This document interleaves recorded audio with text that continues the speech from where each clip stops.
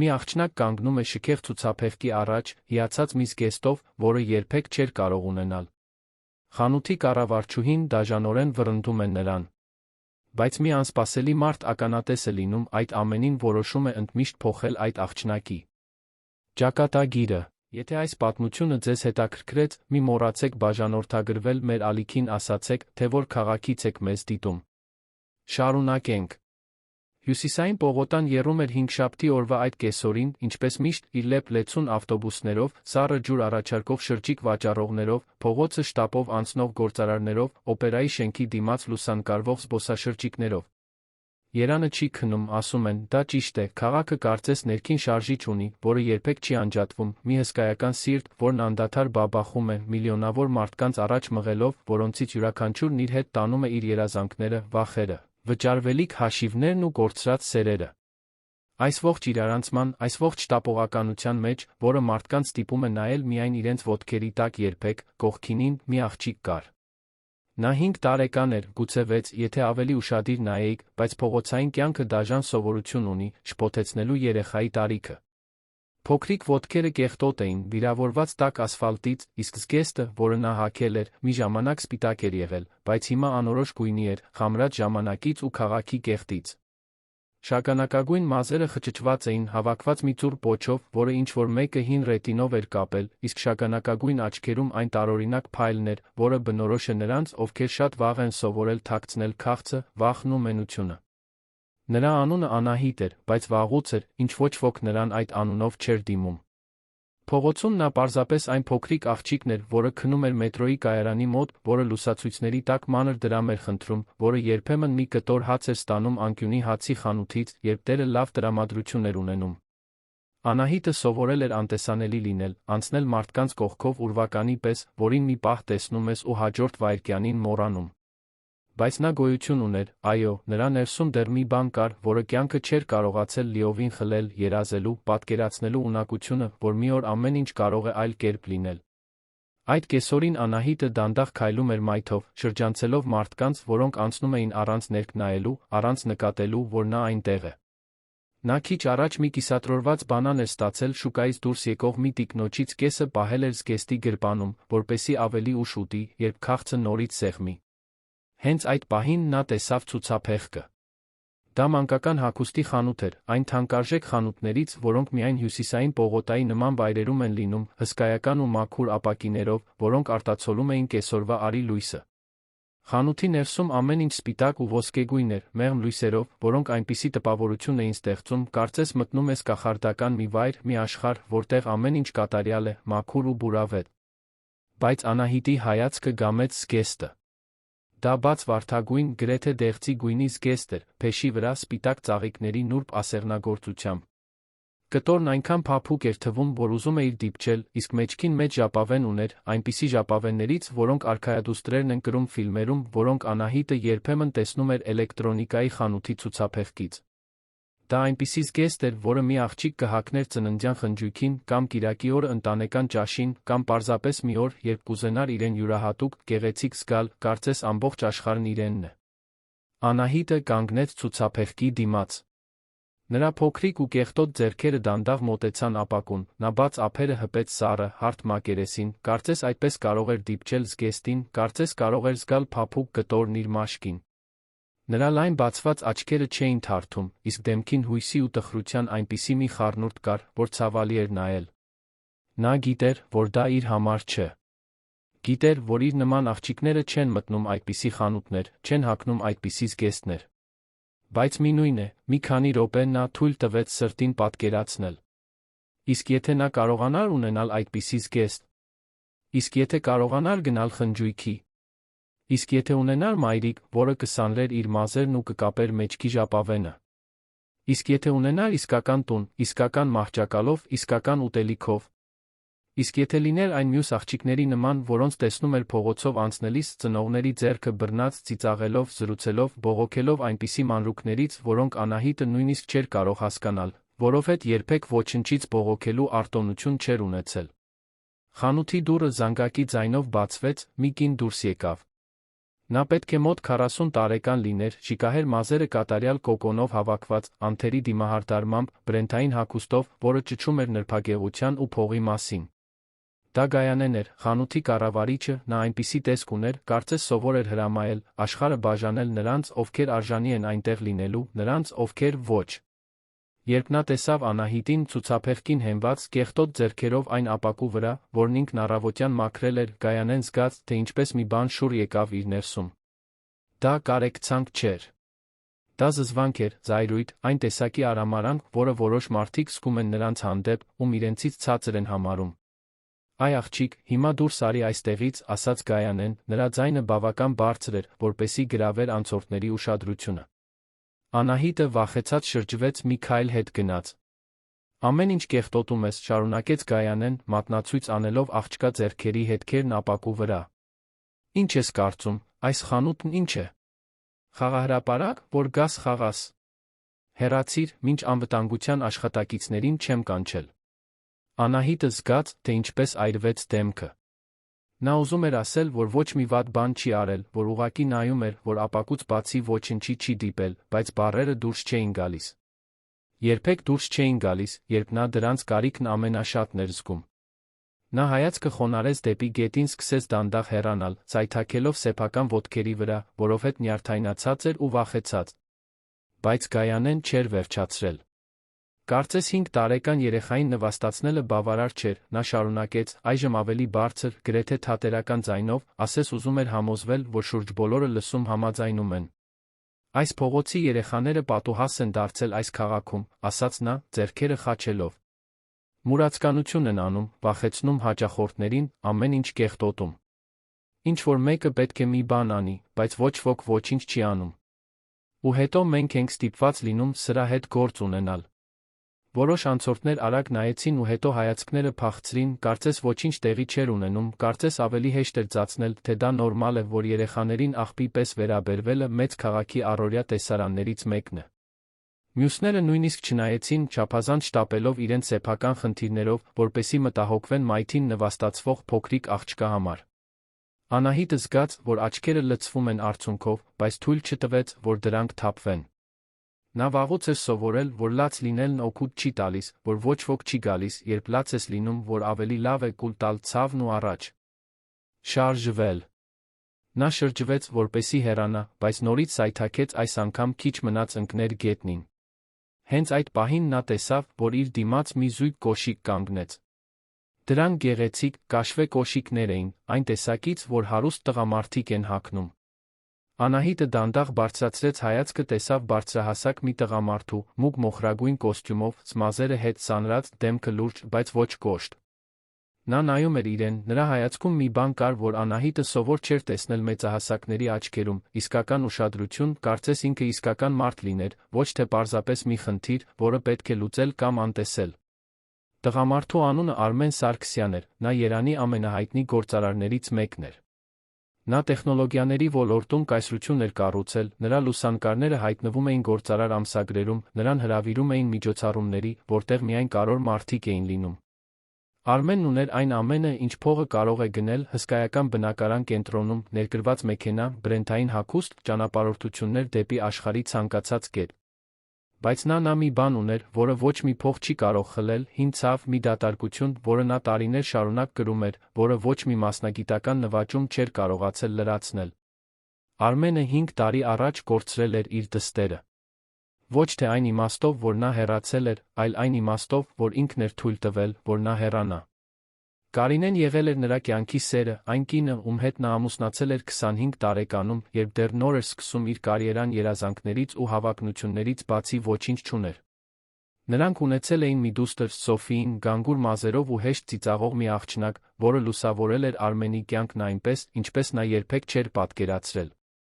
Բայց մասնագիտական հաջողությունը շատ արագ էր եկել, դրա հետ եկել էին ճանապարհորդությունները, անվերջ ժողովները, հանգստյան օրերն աշխատավայրում։ Արմենն իրեն համոզել էր, որ այդ ամենն անում է նրանց համար, որպեսզի ավելի լավ կյանք ապահովի Կարինեի ու Սոֆիի համար, բայց ճշմարտությունն այն էր, որ նա կորչում էր աշխատանքի մեջ, հաջողությունն օգտագործելով որպես պատրվակ, չբախվելու տանը աճող խնդիրներին։ Կարինեն փորձել էր խոսել, խնդրել էր, որ նա ավելի շատ ներկա լինի, բայց Արմենը միշտ մի պատճառաբանություն ուներ, միշտ մի կարևոր գործարք ուներ կնքելու, միշտ մի ավելի հրատապ բան ուներ։ Մինչ այն օրը, երբ Կարինեն ասաց, որ այլս չի դիմանում։ Նա վերցրեց Սոֆիին ու հեռացավ, գնաց ապրելու մոր հետ Աբովյանում, իսկ Արմենը մնաց մենակ հսկայական բնակարանում, շրջապատված շքեղությամբ, բայց ներսում դատարկ։ Նա փորձել էր պայքարել դստեր խնամակալության համար, բայց Կարինեն չափազանց շատ ապացույցներ ուներ, որ նա երբեք ներկա չէր լինում, դատավորը նրան էր իրավացի ճանաչել։ Արմենը կարող էր Սոֆիին տեսնել ամիսը 2 անգամ, բայց այցելությունները լարված էին լի անհարմար լռությամբ, ժամանակի ընթացքում դրանք գնալով ավելի հազվադեպ էին դառնում։ Սոֆին 5 տարեկան էր, երբ նրանք բաժանվեցին։ Հիմա նա 10 տարեկան էր, Արմենը նրան գրեթե չէր ճանաչում։ Նա մեծացել էր իրենից հեռու, ամեն անգամ, երբ նա նայում էր դստեր հին լուսանկարին, կրծքում այնպիսի սեղմոց էր զգում, որ երբեմն ստիպված էր լինում նստել ու խորը շունչ քաշել, որպեսզի չփլուզվի։ Նա ուներ փող, ուներ իշխանություն, ուներ հաջողություն, բայց կորցրել էր միակ բանը, որն իսկապես կարևոր էր։ Եվ հիմա, կանգնած այնտեղ, հյուսիսային պողոտայի մայթին, նայելով այդ 5 տարեկան աղջկան, վիրավոր ոտքերով ու կեղտոտ զգեստով, Արմենը զգաց, թե ինչպես մի բան շարժվեց իր ներսում։ Դա միայն կարեկցանք չէր։ Դա ճանաչում էր։ Կարծես նա Սոֆիին էր տեսնում այդ աղջկա մեջ, կարծես տեսնում էր բոլոր այն անգամները, երբ ինքը ներկա չէր եղել, բոլոր այն անգամները, երբ աշխատանքն էր ընտրել ընտանիքի փոխարեն, բոլոր այն անգամները, երբ կարծել էր, թե փողն ավելի կարևոր է, քան ներկայությունը։ Նա այդ օրը շուտ էր դուրս եկել գրասենյակից, որովհետև ուժասպառ էր, հոգնած ժողովներից, որոնք ոչ մի տեղ չէին տանում, հոգնած մարդկանցից, որոնք միայն ինչ-որ բան էին ուզում իրենից։ Նա վարորդին ասել էր, որ գնա, որոշել էր մի փոքր քայլել, շնչել քաղաքի օդը, փորձել մաքրել միտքը։ Եվ հետո տեսել էր այդ տեսարանը, կինը գոռում էր աղջկա վրա, երեխան փորձում էր չլացել, մարդիկ անցնում էին, կարծես ոչինչ տեղի չէր ունենում։ Արմենը շրջվեց դեպի Գայանեն, որը դեռ կանգնած էր խանութի դռան մոտ, այդ գերազանցության արտահայտությամբ դեմքին։ Տիկին, կարող եք կրկնել այն, ինչ հենց նոր ասացիք այս երեխային, ասաց նա, նրա ձայնը հանգիստ էր, բայց այնպիսի վճռականություն ուներ, որ Գայանեն զարմացած թարթեց։ Գայանեն նայեց նրան, զայրացած, որ ինչ-որ մեկը խառնվում է իր գործին։ Ես ասացի, որ նա հեռանա այստեղից, նա կեղտոտում է ցուցափեղկը վախեցնում հաճախորդներին։ Մենք պահպանելու չափանիշներ ունենք, չենք կարող թույլ տալ, որ այս տեսակի մարդիկ լինեն խանութի դռան մոտ։ Այս տեսակի մարդիկ, կրկնեց Արմենը, նրա ձայնի հանգստության մեջ ինչ-որ վտանգավոր բան կար։ Դուք 5 տարեկան երեխային անվանում եք այս տեսակի մարդ։ Գայանեն ձեռքերը խաչեց, պաշտպանվելով։ Տեսեք, ես չգիտեմ, թե դուք ով եք, բայց սա ձեր գործը չէ։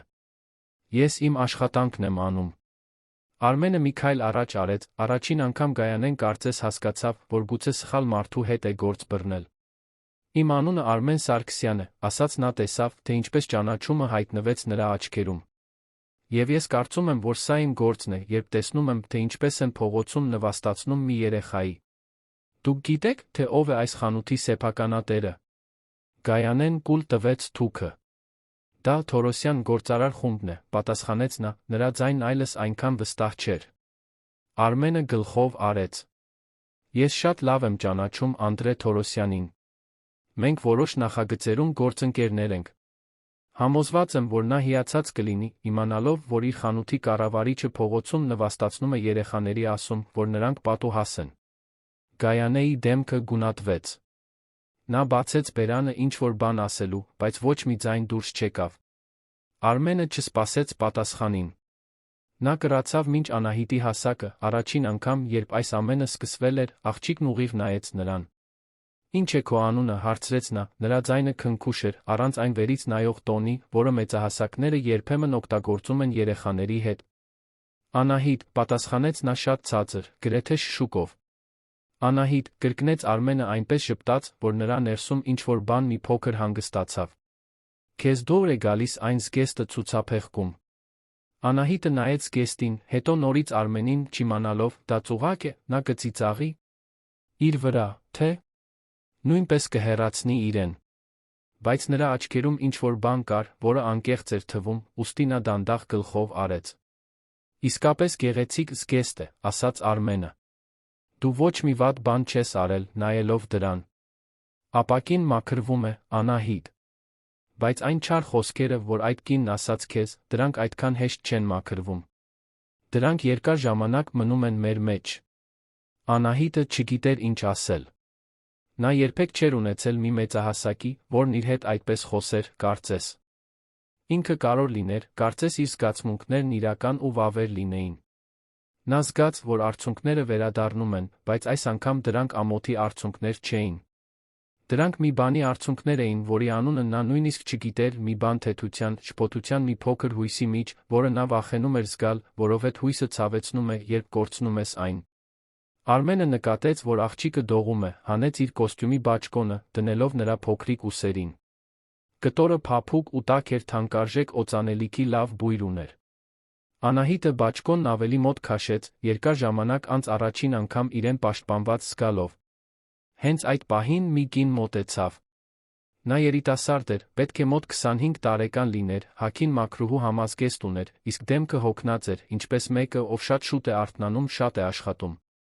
Նա կանգնեց Արմենի կողքին, անհանգստությամբ նայեց Անահիտին։ Ես ճանաչում եմ այս աղջկան, ասաց կինը։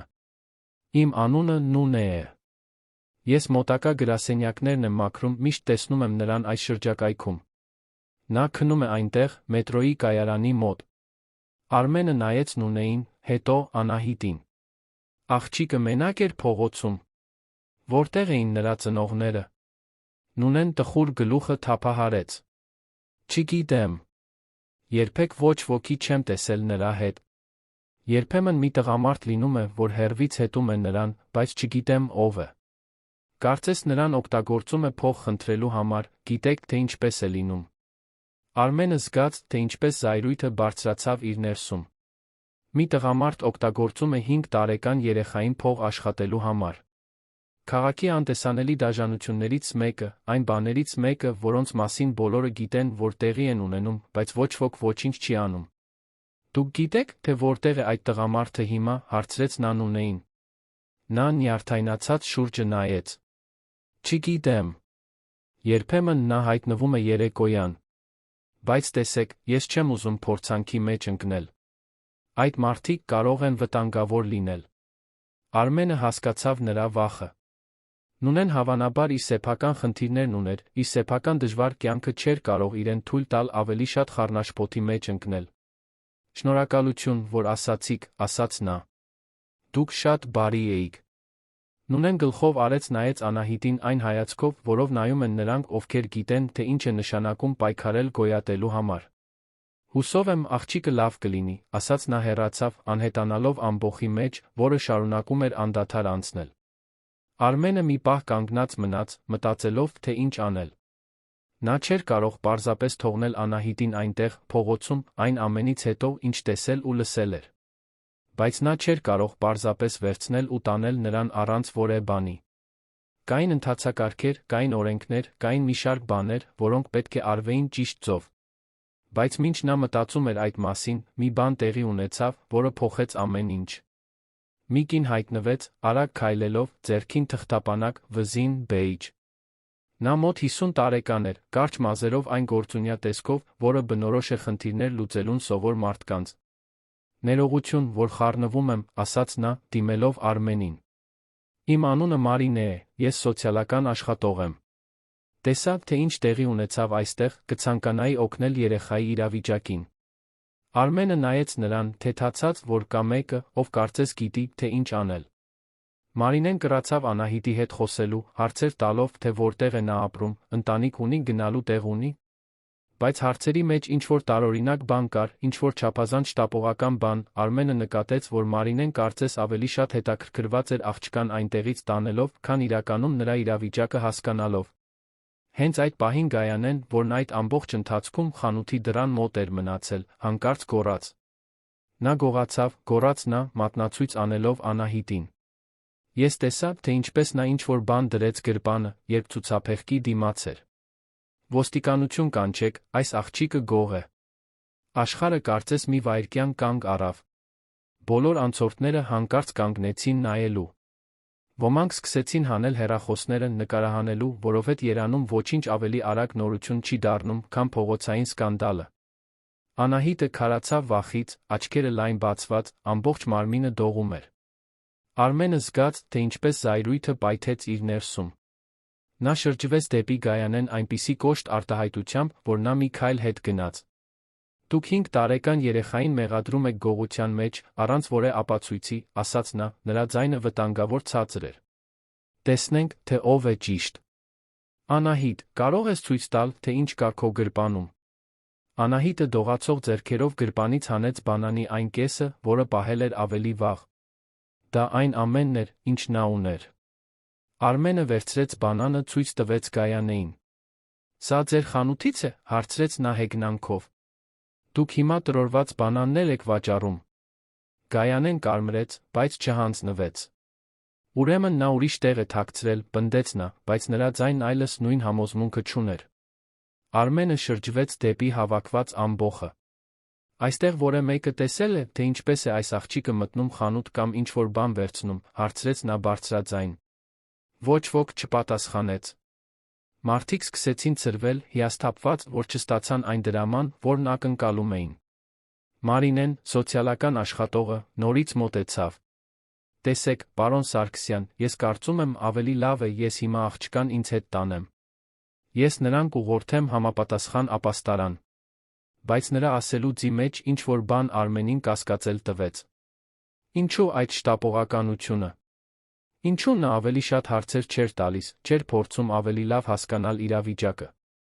Եվ ինչպես նա գիտեր իր անունը, եթե ինքը նրան չէր ներկայացել։ Ոչ, ասաց Արմենը վճռական։ Ես անձամբ կլուծեմ այս հարցը։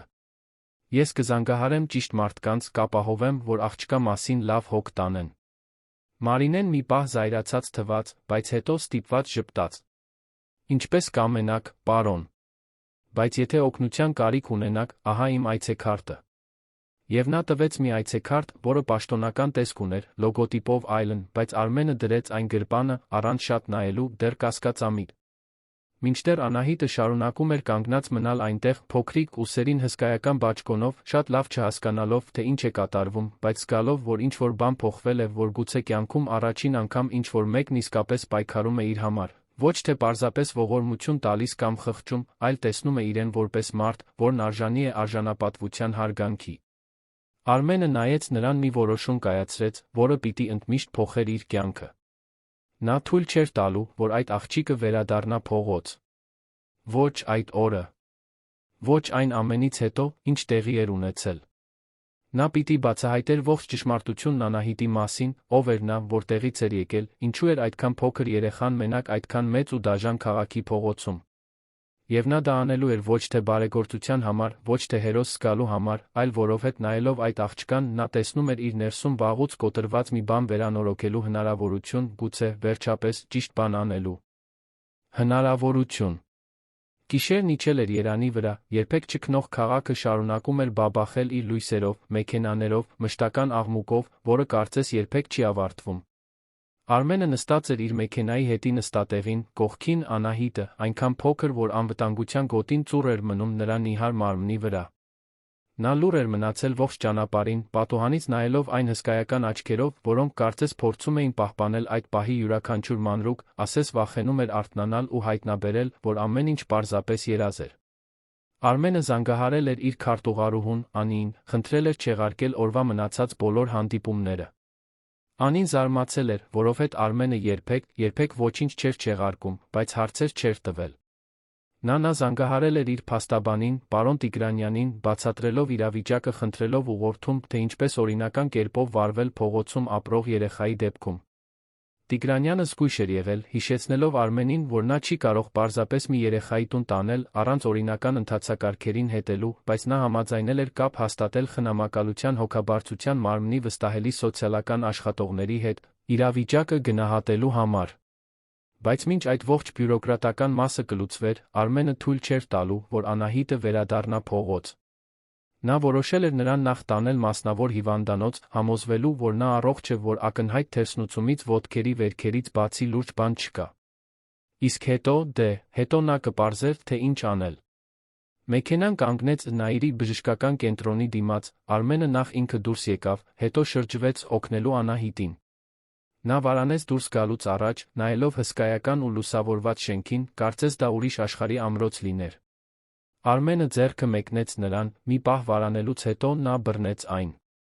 Նրա ձեռքն այնքան փոքր էր իր ձեռքի մեջ, այնքան փխրուն, որ Արմենը նորից զգաց այն սեղմոցը կրծքում, որը զգացել էր մայթին։ Հիվանդանոցում բուժքույրերը զարմացան, երբ տեսան հայտնի գործարար Արմեն Սարգսյանին փողոցային աղջկա հետ մտնելիս։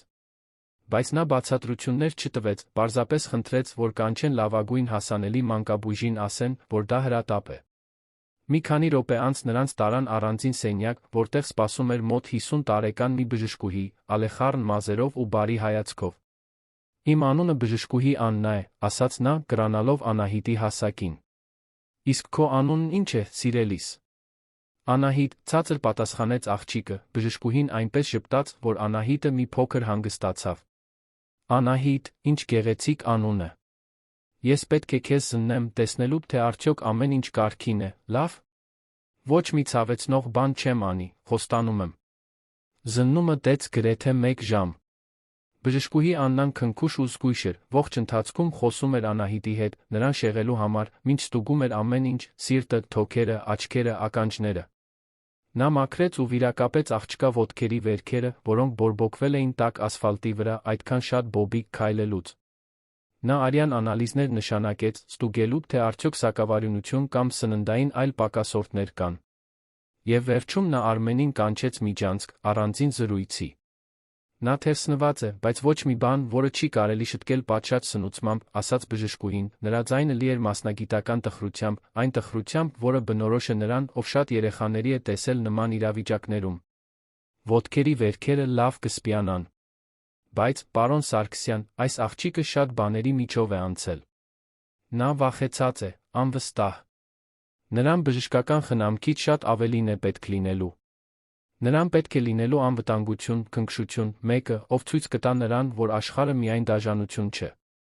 Արմենը գլխով արեց, կուլ տալով կոկորդում գոյացած կոշտուկը։ Ես կհոգամ այդ մասին, ասաց նա հասկացավ, որ մի խոստում է տալիս, որը շատ ավելին էր, քան նա ծրագրել էր, երբ մի քանի ժամ առաջ կանգնել էր այն մայթին։ Երբ նրանք վերադարձան սենյակ, Անահիտը նստած էր զննման սեղանին, ոտքերն օդում թափահարելով, քանի որ դրանք գետնին չէին հասնում։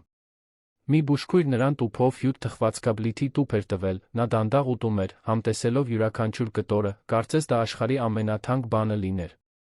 Արմենը նստեց նրա կողքին մի պահ նայում էր, մտածելով, թե որքան անարդար է, որ այդքան փոքր երեխան պետք է այնքան քաղցած ապրի, որ մի պարզ թխվածքաբլիթը գանձ դառնա։ Անահիտ, ասաց նա քնքշորեն, ես քեզ այս գիշեր մի անվտանգ տեղ եմ տանելու, լավ։ Մի տեղ, որտեղ դու կարող ես քնել իսկական մահճակալում, լողանալ, լավ ուտել։ Դու ուզում ես դա։ Անահիտը դադարեց ծամել, նայեց նրան մի արտահայտությամբ, որը դժվար էր վերծանել։ Այնտեղ հույս կար, բայց նա վախ, անվստահություն։ Իսկ հետո ինձ դուրս ես անելու, հարցրեց նա, նրա ձայնն այնքան ցածր էր, որ Արմենը հազիվ լսեց։ Հարցը հարվածեց Արմենին բռունցքի պես։ Այդ 5 տարեկան աղջիկն արդեն սովորել էր, որ ոչինչ հավերժ չէ, որ ամեն ինչ ժամանակավոր է, որ մարդիկ հայտնվում ու անհետանում են, որ վստահելը վտանգավոր է։ Ոչ, պատասխանեց նա, ձեռքը քնքշորեն դրեց նրա ուսին։ Ես քեզ դուրս չեմ անի։ Ես կպարզեմ, թե ինչ է պատահել քեզ հետ, որտեղից ես եկել, կապահովեմ, որ դու մնաս մի տեղ, որտեղ քո մասին լավ հոգ կտանեն։ Ես խոստանում եմ։ Անահիտը երկար նայեց նրան, կարծես փորձում էր որոշել, կարող է հավատալ նրան, թե ոչ։ Եվ հետո, դանդաղ, նա գլխով արեց։ Լավ, ասաց նա, վերսկսեց թխվածքաբլիթ ուտելը։ Արմենը բնակարան ուներ կենտրոնում, Երանի ամենահեղինակավոր թաղամասերից մեկում, բայց նա այդ գիշեր Անահիտին այնտեղ չէր տանելու։ Դեռ ոչ։ Փոխարենը նա զանգահարեց իր մորը, տիկին Սեդային, որն ապրում էր Արաբկիրում գտնվող մի մեծ տանը։ Սեդան 65 տարեկան մի կին էր, 10 տարի այրի, որը կյանքը նվիրել էր Արմենին նրա 2 քույրերին մեծացնելուն, երբ ամուսինը վաղ էր մահացել սրտի խնդրից։ Նա այն մարդկանցից էր, ով միշտ սեղանի շուրջս մեկի համար տեղ ուներ, ով միշտ գիտեր ինչ ասել մեկին հանգստացնելու համար, ով ուներ այն մայրական ջերմությունը, որը ցանկացած մարդու ստիպում է իրեն ապահով զգալ։ Մամ, ինձ քո օգնությունն է պետք, ասաց Արմենը, երբ նա պատասխանեց հեռախոսին, անմիջապես անցավ գործին, որովհետև գիտեր, որ եթե սկսի շատ բացատրել, ի վերջո կհուզվի։ Իմ մոտ մի աղջիկ կա, որը փողոցում էր, նա 5 տարեկան է, գնալու տեղ չունի։ Կարող եմ այս գիշեր նրան քո տուն բերել։ Գծի մյուս կողմում մի պահ լռություն տիրեց, Արմենը պատկերացրեց, թե ինչպես է մայրը Մարսում տեղեկությունը, հավանաբար այն զարմացած արտահայտությամբ, որը նա միշտ անում էր, երբ ինքն անսպասելի բան էր ասում։ «Բեր, տղաս», վերջապես պատասխանեց նա, նրա ձայնը վստահ ու ջերմ էր։ «Ես հյուրասենյակը կպատրաստեմ։ Եվ հագուստ էլ բեր, երեխային մաքուր հագուստ է պետք»։ Արմենը հսկայական թեթություն զգաց։ «Շնորհակալ եմ, մամ։ Արդեն գալիս եմ»։ Տիկին Սեդայի տունը հարմարավետ էր, պատշգամբում բույսերով, օդում թխվածքի բույրով այնպիսի կահավորմամբ, որը ամսագրային չէ, բայց ստիպում է քեզ տանը զգալ։ Երբ Արմենը Անահիտի հետ հասավ, Սեդան սպասում էր դռան մոտ, առաջին բանը, որ նա արեց, կրանալն ու ձեռքերը բացելն էր աղջկա համար։ «Բար սիրունս», ասաց նա այն քաղցր ձայնով, որը հանգստացրել էր Արմենին իր կյանքի շատ դժվար պահերին։ «Ինչ լավ է, որ եկար։ Իմ անունը Սեդա է, բայց կարող ես ինձ տատիկ ասել, եթե ուզում ես։ Արի, ես քեզ սենյակը ցույց տամ»։ Անահիտը նայեց Արմենին, կարծես թույլտվություն խնդրելով, նա քաջալերող գլխով արեց։ «Կարող ես գնալ», ասաց նա։ «Սեդա տատիկը ամենալավ մարդն է, ում դու կհանդիպես»։ Սեդան բռնեց Անահիտի ձեռքը, տարավ նրան ներս, ողջ ընթացքում խոսելով պարզ ու հանգստացնող բաների մասին։ Հյուրասենյակը պատրաստված էր մաքուր ու բուրավետ սավաններով, այնտեղ մի չափազանց մեծ գիշերազգեստ կար, որը Արմենի քույրերից մեկինն էր եղել մանուկ հասակում, բայց որը կհամապատասխաներ Անահիտին քնելու համար։ Սեդան աղջկան տարավ լոգարան, օգնեց նրան լողանալ, զգուշորեն լվանալով խճճված մազերը, քնքշորեն մաքրելով փողոցում օրեր, գուցե շաբաթներ շարունակ կուտակված կեղտը։ Երբ Անահիտը դուրս եկավ լոգարանից, փաթաթված մեծ ու փափուկ սրբիչով, նա ուրիշ երեխա էր թվում։ Թաց մազերը հարթ ընկնում էին մեջքին, առանց կեղտի շերտի, կարելի էր տեսնել, որ նա նուրբ դեմք ուներ, քթի վրա պեպեններով, այն այտերով, որոնք պետք է լիքը լինեին, բայց չափազանց փոս ընկած էին նրա տարիքի երեխայի համար։ Սեդան հագցրեց նրան գիշերազգեստը, համբերատար սանրեց մազերը, իսկ հետո Անահիտին տարավ խոհանոց։ Արմենը նստած էր սեղանի մոտ, երբ տեսավ աղջկան մաքուր, ավելի հանգիստ տեսքով, նորից զգաց, թե ինչպես սիրտը սեղմվեց։ Նա այնքան փխրուն, այնքան խոցելի էր թվում, բայց միևնույն ժամանակ նրա մեջ մի ուժ կար, որով նա հիանում էր, մի ուժ, որը թույլ էր տվել նրան գոյատել փողոցում, երբ շատ այլ երեխաներ չէին կարողացել։ «Սեդա տատիկը ապուր է պատրաստել», ամաչկոտ ասաց Անահիտը, նստելով Արմենի կողքի աթոռին։ Նա ասաց, որ ապուրը լավ է, երբ փորը երկար ժամանակ դատարկ է եղել։ Արմենը նայեց մորը, որը խոհանոցում տաքացնում էր ապուրն իր այդ գործունյա ձով, հսկայական երախտագիտություն զգաց։ Մայրը միշտ գիտեր, թե ինչ անել, միշտ գիտեր, թե ինչպես հոգ տանել մարդկանց մասին, նա այդ պահին հասկացավ, թե որքան էր կարոտել դա իր սեփական կյանքում, որքան էր հեռացել ընտանիքից, հաջողության հետից ընկնելով, ճանապարհին կորցրել այս պարզ, բայց էական բաները։ Սեդան ապուրը բերեց սեղանին, թարմ հացի ու կարագի հետ, կանգնած մնաց, դիտելով, թե ինչպես է Անահիտն ուտում, այն մայրական հայացքով, որը գիտի ճանաչել իսկական քաղցը։ Աղջիկը դանդաղ էր ուտում, համտեսելով յուրաքանչյուր գթալը, երբ վերջացրեց առաջին ամանը, Սեդան հարցրեց, թե արդյոք նա էլի է ուզում։ Անահիտը վարանեց, կարծես չէր ուզում ագահ թվալ, բայց հետո գլխով արեց, Սեդան նորից լցրեց ամանը, առանց որևէ մեկնաբանություն անելու, որը կարող էր ամաչեցնել երեխային։ Ընթրիքից հետո Սեդան Անահիտին նորից տարավ սենյակ, պառկեցրեց մահճակալին։ Աղջիկը խորասուզվեց փափուկ ներքնակի մեջ, կարծես կյանքում երբեք այդքան հարմարավետ բան չէր զգացել։ Սեդան վերմակը քաշեց մինչ նրա կզակը, լավ փաթաթելով։ «Դու այստեղ ապահով ես, սիրունս», ասաց նա, ձեռքը տանելով Անահիտի մազերի միջով։ «Ոչ ոք քեզ չի վնասի, ոչ ոք քեզ այս գիշեր այստեղից չի տանի։ Կարող ես հանգիստ քնել»։ Անահիտը փակեց աչքերը, բայց Սեդան նկատեց, որ նա պայքարում է քնի դեմ, կարծես վախենում էր զգոնությունը կորցնել։ Այդպես են քնում փողոցում ապրող մարդիկ, միշտ զգոն, միշտ պատրաստ արթնանալու վազելու, եթե անհրաժեշտ լինի։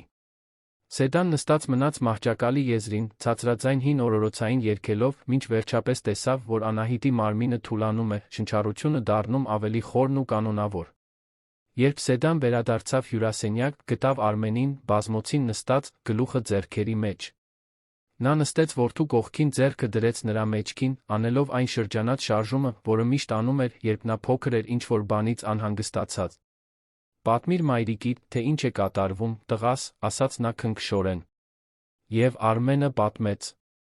Պատմեց Հյուսիսային պողոտայի տեսարանի մասին, կնոջ մասին, որը նվաստացնում էր Անահիտին, ճանաչման զգացողության մասին, որը նա զգացել էր, նայելով այդ աղջկան, այն մասին, թե ինչպես չի կարողանում դադարել մտածել Սոֆիի այն մասին, թե ինչպես է ձախողվել որպես հայր։ Պատմեց մաքրուհու մասին, որն ասել էր, որ մի տղամարդ օգտագործում է Անահիտին փող աշխատելու համար, կեղծ սոցիալական աշխատողի մասին, որը հայտնվել էր ոչ մի տեղից գիտեր իր անունը, առանց որ նա ներկայանար, բոլոր այն տարօրինակ բաների մասին, որոնք տեղի էին ունեցել։ Սեդան լսեց ամեն ինչ լռությամբ, երբ Արմենը վերջացրեց, նա մի պահ մտածկոտ մնաց խոսելուց առաջ։ Դու ճիշտ բան ես անում, Արմեն, վերջապես ասաց նա։ Բայց դու պետք է հասկանաս, որ սա պարզ որոշում չէ։ Այս աղջիկը նախագիծ չէ, որը դու կարող ես վերանորոգել ու հետո արխիվացնել։ Նա մարդ է, տրավմայով, պատմությամբ, կարիքներով, որոնք փողի լուծելու կարողությունից անդին են։ Եթե դու պատրաստվում ես ներգրավվել սրա մեջ, պետք է պատրաստ լինես մինչ վերջ գնալու։ Արմենը նայեց մորը, տեսավ իմաստությունը նրա աչքերում, այն իմաստությունը, որը գալիս է երկար ապրելուց շատ բան տեսնելուց։ Գիտեմ, մամ, ասաց նա։ Եվ ես կարծում եմ, որ հենց դրա համար էլ պետք է սա անեմ։ Որովհետև ես ձախողվեցի Սոֆիի հետ։ Ես ներկա չէի, երբ նա իմ կարիքն ուներ։ Ես ընտրեցի աշխատանքը, փողը, հաջողությունը ճանապարհին կորցրի դստերս։ Ես չեմ կարող Սոֆիին հետ բերել, չեմ կարող չեղարկել իմ արած սխալները։ Բայց գուցե, եթե ես կարողանամ փոփոխություն մտցնել այս աղջկա կյանքում, գուցե ես կարողանամ ինչ-որ կերպ քավել իմ մեղքը։ Սեդան սեղմեց որդու ձեռքը։ Քավությունն այդպես չի աշխատում, տղաս։ Դու չես կարող մեկ այլ երեխայի օգտագործել Սոֆիի հետ քո սխալները շտկելու համար։ Բայց եթե դու անկեղծորեն ուզում ես օգնել այս աղջկան, որովհետև նա դրա կարիքն ունի, որովհետև դա ճիշտ բան է, ապա ես քեզ հետ եմ։ Մենք կբացահայտենք նրա պատմությունը, կապահովենք, որ նրա մասին հոգ տանեն, մենք դա կանենք ճիշտ ձով։ Արմենը գլխով արեց, երախտապարտ լինելով այդքան իմաստուն մայր ունենալու համար։ Մինչ նրանք խոսում էին, նրանցից ոչ մեկը չնկատեց, որ Անահիտն արթնացել էր, կանգնած էր միջանցքի դռան մոտ, լսելով խոսակցությունը։ Նա չէր հասկանում բոլոր բառերը, բայց հասկանում էր բավականաչափ իմանալու, որ այդ մարդիկ խոսում են իր մասին, իրեն օգնելու մասին, իրեն դուրս չանելու մասին։ Եվ երկար ժամանակ անց առաջին անգամ Անահիտը մի բան զգաց, որը մոռացել էր, որ հնարավոր է զգալ, իսկական հույս, ոչ թե այն փխրուն ու վախեցած հույսը, որն ունենում ես, երբ նայում ես զգեստին ցուցափեղկում, այլ ուժեղ հույս, հիմնված այն անկեղծ բարության վրա, որը նա տեսել էր այդ տղամարդու աչքերում, այն կնոջ ժեստերում, որը նրան սիրունս էր անվանել, օրորոցային էր երգել, որպեսզի նա քնի։ Հաջորդ օրը Արմենը շուտ արթնացավ, սկսեց զանգեր անել։ Նախ զանգահարեց իր փաստաբանին, պարոն Տիգրանյանին, որն արդեն կապվել էր խնամակալության հոգաբարձության մարմնի հետ, հանդիպում էր նշանակել այդ օրվա երկրորդ կեսին։ Հետո զանգահարեց մի մասնավոր խուզարկուի, որին ճանաչում էր, մի տղամարդու, Մարատ անունով, որն արդեն մի քանի գործերով աշխատել էր Արմենի ընկերության համար, ուներ զուսպ ու արդյունավետ լինելու համբավ։ Մարատ, ես պետք է, որ դու մի իրավիճակ հետաքննես ինձ համար, ասաց Արմենը, երբ խուզարկուն պատասխանեց։ Խոսքը մի երեխայի մասին է, 5 տարեկան մի աղջկա, որն ապրում էր փողոցում, Հյուսիսային պողոտայի մոտ։ Ես պետք է իմանամ, թե որտեղից է նա եկել, ընտանիք ունի, ինչ է պատահել, որ նա հայտնվել է փողոցում։ Եվ էլի բան կա։ Երեք մի կին հայտնվեց, իրեն սոցիալական աշխատող ներկայացնելով, բայց նրա մեջ ինչ-որ տարօրինակ բան կար։ Ուզում եմ, որ դու պարզես, թե ով է նա իրականում։ Եթե դուք լինեիք Արմենի տեղում, կընդունեիք Անահիտին, թե անմիջապես կկանչեիք իշխանություններին։ Ասացեք մեզ մեկնաբանություններում։ Մարատը մի քանի հարց տվեց, գրի առավ բոլոր մանրամասները, խոստացավ անմիջապես սկսել հետաքննությունը։ Արմենը գիտեր, որ դա թանկ կարժենա, բայց փողը միակ բանն էր, որ նա ավելցուկով ուներ, եթե կարող էր դա օգտագործել Անահիտին օգնելու համար, ապա դա արժեր յուրաքանչյուր լուման։ Մինչդեռ տիկին Սեդայի տանը Անահիտն արթնացավ շփոթված, մի քանի վայրկյան պահանջվեց հիշելու համար, թե որտեղ է։ Սենյակը լուսավոր ու օթեղեն էր, սպիտակ վարագույրներով, որոնք թույլ էին տալիս առավոտյան արին մեղմորեն ներս մտնել։ Նա նստեց մահճակալին, դեռ հագին չափազանց մեծ գիշերազգեստը, շուրջը նայեց, կարծես փորձում էր հասկանալ, դա իրական է, թե հանկարծ կարթնանա նորից կոշտ ու սառը մայթին։ Դուռը դանդաղ բացվեց, Սեդան ներս մտավ, ձեռքին սկուտեղ։ Բարի լույս, սիրունս, ասաց նա այն ջերմ ժպիտով։ Նախաճաշ եմ բերել քեզ համար։ Կարագով հաց կա, շոկոլադով կաթ մրգեր։ Միրգ սիրում ես։ Անահիտը գլխով արեց, դեռ մի փոքր անվստահ, բայց սկսելով հանգստանալ։ Սեդան սկուտեղը դրեց մահճակալին, նստեց աղջկա կողքին, դիտելով, թե ինչպես է նա ուտում։ Չէր շտապեցնում, քանակի մասին մեկնաբանություններ չէր անում, պարզապես այնտեղ էր, ներկա ու հանգիստ, անվտանգություն փոխանցելով։ Անահիտ, ասաց Սեդան քնքշորեն, երբ աղջիկը վերջացրեց ուտելը, դու հիշում ես, թե որտեղից ես եկել։ Հիշում ես մայրիկիդ կամ հայրիկիդ։ Անահիտը դադարեց ծամել, նայեց ծնկներին։ Մայրիկ ունեի, ասաց նա ցածրաձայն։ Բայց նա հիվանդացավ ու հեռացավ։ Մի տղամարդ կար, որն ասաց, թե ինձ կխնամի, բայց նա միայն ուզում էր, որ ես փողոցներում փող խնդրեմ։ Եթե բավականաչափ փող չէի հավաքում, նա բարկանում էր ու ինձ ուտելիք չէր տալիս։ Սեդան զգաց, որ արցունքները բարձրանում են, բայց զսպեց դրանք, որովհետև չէր ուզում վախեցնել Անահիտին։ Իսկ դու հիշում ես այդ տղամարդու անունը։ Կամ որտեղ էիք ապրում փողոցում հայտնվելուց առաջ։ Անահիտը գլուխը թափահարեց։ Նրա անունը չեմ հիշում։ Բոլորը նրան պարզապես Քերի էին ասում։ Իսկ տունը հեռու էր, պետք էր շատ ավտոբուսներով գնալ։ Մոտակայքում խաղահրապարակ կար, բայց ես չէի կարող խաղալ, որովհետև նա հետում էր։ Սեդան մտովի գրի առավ այս բոլոր տեղեկությունները, հետո Արմենին փոխանցելու համար։ Լավ, սիրունս, ասաց նա, քնքշորեն գրկելով աղջկան։ Դու հիմա ապահով ես։ Ոչ ոք քեզ չի ստիպի անել մի բան, որը դու չես ուզում։ Այդ առավոտյան ավելի ուշ, երբ Արմենը հասավ Սեդայի տուն, նա իր հետ բերել էր Անահիտի համար նոր հագուստով լի տոպրակներ։ Նա գնել էր դրանք մոտակա արթրի կենտրոնից, զգուշորեն ընտրելով հարմարավետ ու գեղեցիկ իրեր, տաբատներ, բլուզներ, բաճկոն, նոր սպորտային կոշիկներ, այո, նա չէր դիմացել, գնել էր նա ցուցափեղկի զգեստին նման մի զգեստ, բաց վարդագույն, նուրբ ասեղնագործությամբ։ Երբ Անահիտը տեսավ հագուստը, աչքերը լայն բացվեցին։ Այս ամենն ինձ համար է, հարցրեց նա անհավատորեն։ Այո, պատասխանեց Արմենը, կռանալով նրա հասակին։ Եվ սա էլ կա, ասաց նա, զգեստը հանելով տոպրակից։ Հիշում ես այն մեկը, որը քեզ դուր եկավ ցուցափեղկում։ Սա նման է։ Ուզում ես փորձել։ Անահիտը երկու ձեռքով վերցրեց զգեստը, կարծես շատ փխրուն ու թանկարժեք բան էր բռնել։ Սեդայի օգնությամբ նա հագավ զգեստը, երբ նայեց իրեն հայելու մեջ, ինչ-որ բան փոխվեց նրա դեմքում։ Առաջին անգամ, երբ Արմենը նրան գտել էր, նա ժպտաց։ Դա մեծ ժպիտ չէր, բայց անկեղծ էր, գալիս էր նրա ներսի խորքից, որտեղ դեռ գոյություն ուներ մի աղջիկ, որը սիրում էր գեղեցիկ բաներ իրեն յուրահատուկ զգալ։ Արմենն ու Սեդան հայացքներով փոխանակվեցին, նրանցից ոչ մեկին պետք չէր ոչինչ ասել։ Նրանք գիտեին, որ այդ պահը կարող էր, որ այդ զգեստը պարզապես կտորի կտոր չէր, այլ արժանապատվության, արժեքի, պատկանելության խորհրդանիշ։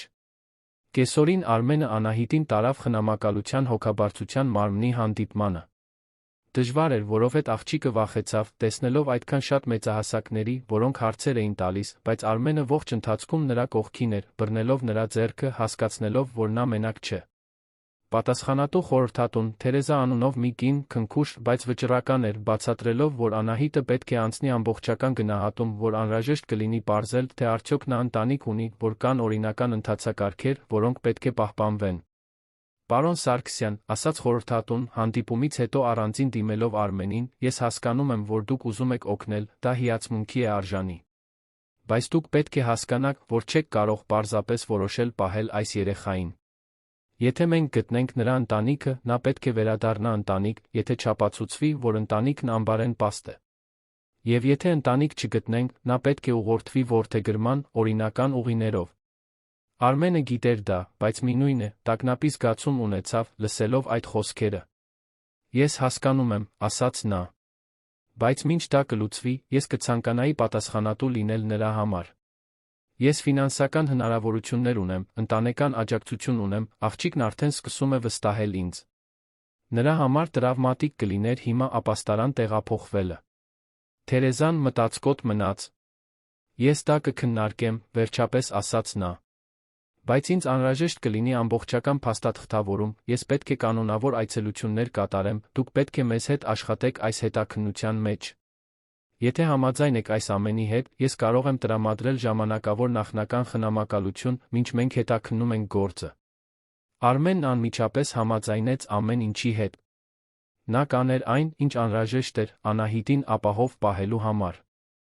Այդ գիշեր, մինչ Անահիտը քնած էր Սեդայի տանը, հագին նոր գիշերազգեստը, որը Արմենը գնել էր, Մարատը խուզարկուն, զանգահարեց առաջին տեղեկություններով։ Արմեն, ես այստեղ մի քանի հետաքրքիր բան ունեմ, ասաց նա, նրա ձայնը լուրջ էր։ Նախ, այն կնոջ մասին, որը ներկայացավ որպես սոցիալական աշխատող։ Նրա բեյջի վրայի անունը Գեղձ է։ Երանի սոցիալական ծառայության պաշտոնական մարմիններում աշխատող Մարինե անունով ոչ ոք չկա։ Բայց ես որոնում կատարեցի գտա մի կնոջ նույն ֆիզիկական նկարագրությամբ, որն աշխատում է մի կազմակերպության համար, որն ասում են, թե երեխաների պաշտպանության հկ է, բայց իրականում կապեր ունի երեխաների շահագործման սխեմաներում ներգրավված մարդկանց հետ։ Արմենը զգաց, թե ինչպես արյունը սառեց երակներում։ Դու ասում ես, որ այդ կինը փորձելու էր Անահիտին վերցնել ինչ-որ սխեմայի համար։ Դա ուժեղ հավանականություն է, պատասխանեց Մարատը։ Եվ էլի բան կա։ Ես կարողացա խոսել մի քանի մարդկանց հետ, որոնք աշխատում են Հյուսիսային պողոտայի շրջանում, շրջիկ վաճառողներ, մաքրող անձնակազմ։ Նրանցից շատերը ճանաչում են Անահիտին։ Ասում են, որ նա այնտեղ հայտնվել է մոտ 3 ամիս առաջ, միշտ մի տղամարդու ուղեկցությամբ, որին նրանք Քերի են անվանում, ինչպես աղջիկն ասաց։ Այդ տղամարդը թողնում էր նրան փող խնդրելու, հետո վերադառնում էր օրվա վերջին, հավաքելու այն, ինչ նա կարողացել էր հավաքել։ Եթե նա բավականաչափ չէր հավաքում, նա նրան ուտելիք չէր տալիս։ Արմենն այնքան ուժեղ սեղմեց բռունցքը, որ հոդերը սպիտակեցին։ Իսկ այդ տղամարդու մասին որը տեղեկություն կարողացար գտնել։ Դրա վրա աշխատում եմ, ասաց Մարատը։ Բայց ահա այն մասը, որը քեզ կհետաքրքրի։ Ես ինչ-որ բան պարզեցի Անահիտի անցյալի մասին։ Խոսեցի մի բուժքրոջ հետ, որն աշխատում է մի պոլիկլինիկայում, որտեղ աղջկան առաջին անգամ են տեսել։ Նա հիշում է մի կնոջ, որը մոտ 6 ամիս առաջ մի փոքրիկ աղջկա էր բերել բուժզնման։ Կինը շատ հիվանդ էր, կարծես ինչ-որ լուրջ խնդիր ուներ, ասել էր, որ դստերը խնամելու հնարավորություն չունի։ Բուժքույրը փորձել էր ուղղորդել սոցիալական ծառայություն, բայց երբ վերադարձել էր թղթերով, կինն ու աղջիկը հեռացել էին։ Այդ կինը, դու պարզեցի՞ր, թե ով էր նա, հարցրեց Արմենը, սիրտը ավելի արագ բաբախելով։ Դեռ ոչ, բայց ես այդ հետքով եմ գնում։ Ինչ կարող եմ ասել, այն է, որ աղջկա նկարագրությունը համապատասխանում է Անահիտին, նույն տարիքը, նույն ֆիզիկական հատկանիշները։ Եվս մի բան, Արմեն։ Բուժքույրն ասաց, որ կինը մի անուն էր նշել։ Մի անուն, որը գուցե աղջկա ընտանիքինն է։ Նա ասել էր, որ ազգանունը Պետրոսյան է, որ եղբայր ունի, որն ապրում է Երանից դուրս ինչ-որ տեղ, բայց նրանք վաղուց հեռացել էին իրարից ընտանեկան վեճի պատճառով։ Արմենը հույսի տագնապի խառնուրդ զգաց։ Պետրոսյանը շատ տարածված ազգանուն էր Հայաստանում, ինչը նշանակում էր, որ կարող էր ժամանակ պահանջվել ճիշտ ընտանիքը գտնելու համար։ Բայց գոնե դա սկիզբ էր, մի հետք, որը կարող էր պատասխանների հանգեցնել։ Շարունակիր հետաքննությունը, Մարատ, ասաց Արմենը։ Ես պետք է իմանամ ողջ ճշմարտությունն այն մասին, թե ինչ է պատահել Անահիտի հետ։ Նա արժանի է իմանալու, թե որտեղից է եկել, ես պետք է ապահովեմ, որ նա այլս երբեք չվերադառնա այդպիսի իրավիճակի։ Հեռախոսն անջատելուց հետո Արմենը նստած մնաց իր բնակարանի մթության մեջ, մտածելով այն ամենի մասին, ինչ տեղի էր ունեցել վերջին 24 ժամվա ընթացքում։ Նրա կյանքը լիովին փոխվել էր։ Նա, որը տարիներ շարունակ կենտրոնացած էր եղել միայն բիզնեսի ու շահույթի վրա, այժմ ներգրավված էր մի առաքելության մեջ, որը ոչ մի կապ չուներ փողի կամ մասնագիտական հաջողության հետ։ Խոսքը մի երեխայի փրկելու, ճիշտ բան անելու, գուցե, վերջապես, իրենից ավելի մեծ նպատակ գտնելու մասին էր։ Եվ մինչ նա մտածում էր այդ մասին, Արմենը մի բան հասկացավ, որը զարմացրեց նրան։ 5 տարվա մեջ առաջին անգամ, երբ Կարինեն ու Սոֆին հեռացել էին իր կյանքից, նա իրեն իսկապես կենդանի էր զգում, իսկապես կապված մի բանի հետ, որը կարևոր էր։ Ցավը դեռ այնտեղ էր, մեղքի զգացումը դեռ այնտեղ էր, բայց հիմա նա հույս կար, քավության հնարավորություն, մի մարդու կյանքում փոփոխություն մտցնելու հնարավորություն, որն իսկապես դրա կարիքն ուներ։ Նա դեռ չգիտեր բոլոր այն գաղտնիքները, որոնք պատրաստվում էր բացահայտել, չգիտեր այն շրջադարձերը, որոնք սպասվում էին, չգիտեր, որ Անահիտի պատմությունն ավելի շատ կապված էր իր սեփական պատմության հետ, քան նա երբեք կարող էր պատկերացնել։ Բայց նա մի բան հաստատ գիտեր։ Նա չէր հանձնվելու այդ աղջկա հարցում։ Անկախ նրանից, թե ինչ կբացահայտեր, անկախ նրանից, թե ինչ խոչընդոտներ կհայտնվեին ճանապարհին։ Անահիտը ինչ-որ պատճառով հատել էր իր ճանապարհը, նա պիտի պարզեր, թե որն էր այդ պատճառը, նույնիսկ եթե դա նշանակեր բախվել այն ճշմարտություններին, որոնք նա փորձել էր թաղել անցյալում։ Մի շաբաթ էր անցել այն օրվանից, երբ Արմենը գտել էր Անահիտին Հյուսիսային պողոտայում, այդ շաբաթվա ընթացքում շատ բան էր փոխվել։ Անահիտը ժամանակավորապես ապրում էր տիկին Սեդայի տանը, կամաց-կամաց կորցնում էր այն վախեցած հայացքը, որը բնորոշ է նրան, ով սպասում է, որ ցանկացած պահի իրեն դուրս կանեն։ Նա դեռ երբեմն արթնանում էր գիշերվա կեսին շփոթված, փնտրելով ինչ-որ բան, որը միայն ինքն էր հասկանում, բայց Սեդան միշտ այնտեղ էր, հանգստացնում էր, ասում, որ ամեն ինչ լավ է, որ նա ապահով է։ Արմենն ամեն օր այցելում էր, երբեմն օրը 2 անգամ։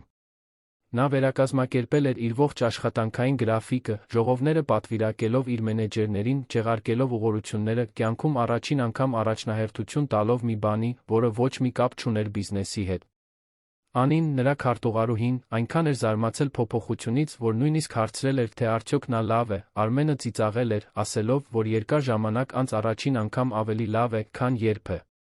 Բայց մինչ Անահիտը հարմարվում էր նոր իրականությանը, Մարատը խուզարկուն բաներ էր բացահայտում, որոնք շատ ավելին էին, քան որը մեկը պատկերացրել էր։ Չորեքշաբթի օրվա կեսօրին նա զանգահարեց Արմենին, հրատապ հանդիպում խնդրելով։ «Մենք պետք է անձամբ խոսենք», ասաց նա, նրա ձայնի մեջ ինչ-որ բան կար, որը Արմենին հասկացրեց, որ նրա բացահայտածը լուրջ է։ Նրանք հանդիպեցին Սարյան փողոցի մի զուսպ սրճարանում, հեռու այն վայրերից, որտեղ Արմենին հեշտությամբ ճանաչում էին։ Մարատը նստած էր հետի սեղաններից մեկի մոտ, առջում, փաստաթղթերով ու լուսանկարներով լի թղթապանակ։ Երբ Արմենը նստեց, խուզարկուն անմիջապես անցավ գործին։ «Արմեն, այն, ինչ ես բացահայտել եմ, բարդ է», սկսեց նա, թղթապանակը հրելով դեպի Արմենը։ «Ես կարողացա հետել Անահիտի անցյալին, պատմությունն ավելի տխուր է, քան մենք պատկերացնում էինք։ Նրա մոր անունը Աննա Պետրոսյան էր։ Նա բուժքույր էր, աշխատում էր Մասիսի պետական հիվանդանոցում։ Ամուսնուն կորցրել էր աշխատանքային դժբախտ պատահարի հետանքով, երբ Անահիտը 2 տարեկան էր, մենակ էր մնացել աղջկան մեծացնելու համար։ Աննան արել էր այն, ինչ կարող էր, բայց մոտ 1 տարի առաջ նրա մոտ ագրեսիվ քաղցկեղ էին ախտորոշել։ Նա մոտիկ հարազատներ չուներ, ծնողներն արդեն մահացել էին, իսկ միակ եղբայրը, որն ուներ, ապրում էր մարզերում, նրանք տարիներ շարունակ վիճած էին ժառանգության պատճառով։ Արմենը զգաց, թե ինչպես սիրտը սեղմվեց։ Անահիտը կորցրել էր հորը, հետո մորը։ Դա ավելին էր, քան որը երեխա պետք է տաներ։ Իսկ ինչ պատահեց Աննայի հետ։ Նա փորձել էր շարունակել աշխատել, բուժմանը զուգահեռ, բայց շատ էր թուլացել։ Կորցրել էր աշխատանքը, կորցրել էր վարձով բնակարանը։ Հենց այդ ժամանակ հայտնվեց այս տղամարդը, որին Քերի են անվանում։ Նրա իսկական անունը Վարդան է, նա բավականին կեղտոտ անցյալ ունի։ Արդեն դատապարտվել է անչափահասների շահագործման հետ կապված անօրինական գործողությունների համար, միշտ կարողանում է խուսափել, որովհետև զոհերը վախենում են վկայություն տալ։ Նա օգնություն է առաջարկել Աննային, ասել է, որ մի տեղ գիտի, որտեղ նա կարող է մնալ, մինչ բուժվում է։ Բայց ամեն ինչ սուտ էր։ Նա ուզում էր հասանելիություն ունենալ Անահիտին։ Արմենը մի պահ փակեց աչքերը, փորձելով զսպել իր ներսում աճող զայրույթը։ Իսկ Աննան, ինչ պատահեց նրա հետ։ Մարատը հայացքը խոնարհեց, Արմենը պատասխանը գիտեր նախքան նրա խոսելը։ Նա չդիմացավ, Արմեն։ Մահացել է մոտ 4 ամիս առաջ, պետական հիվանդանոցում։ Մենակ։ Անահիտը նրա հետ չէր, որովհետև Վարդանն արդեն բաժանել էր նրանց։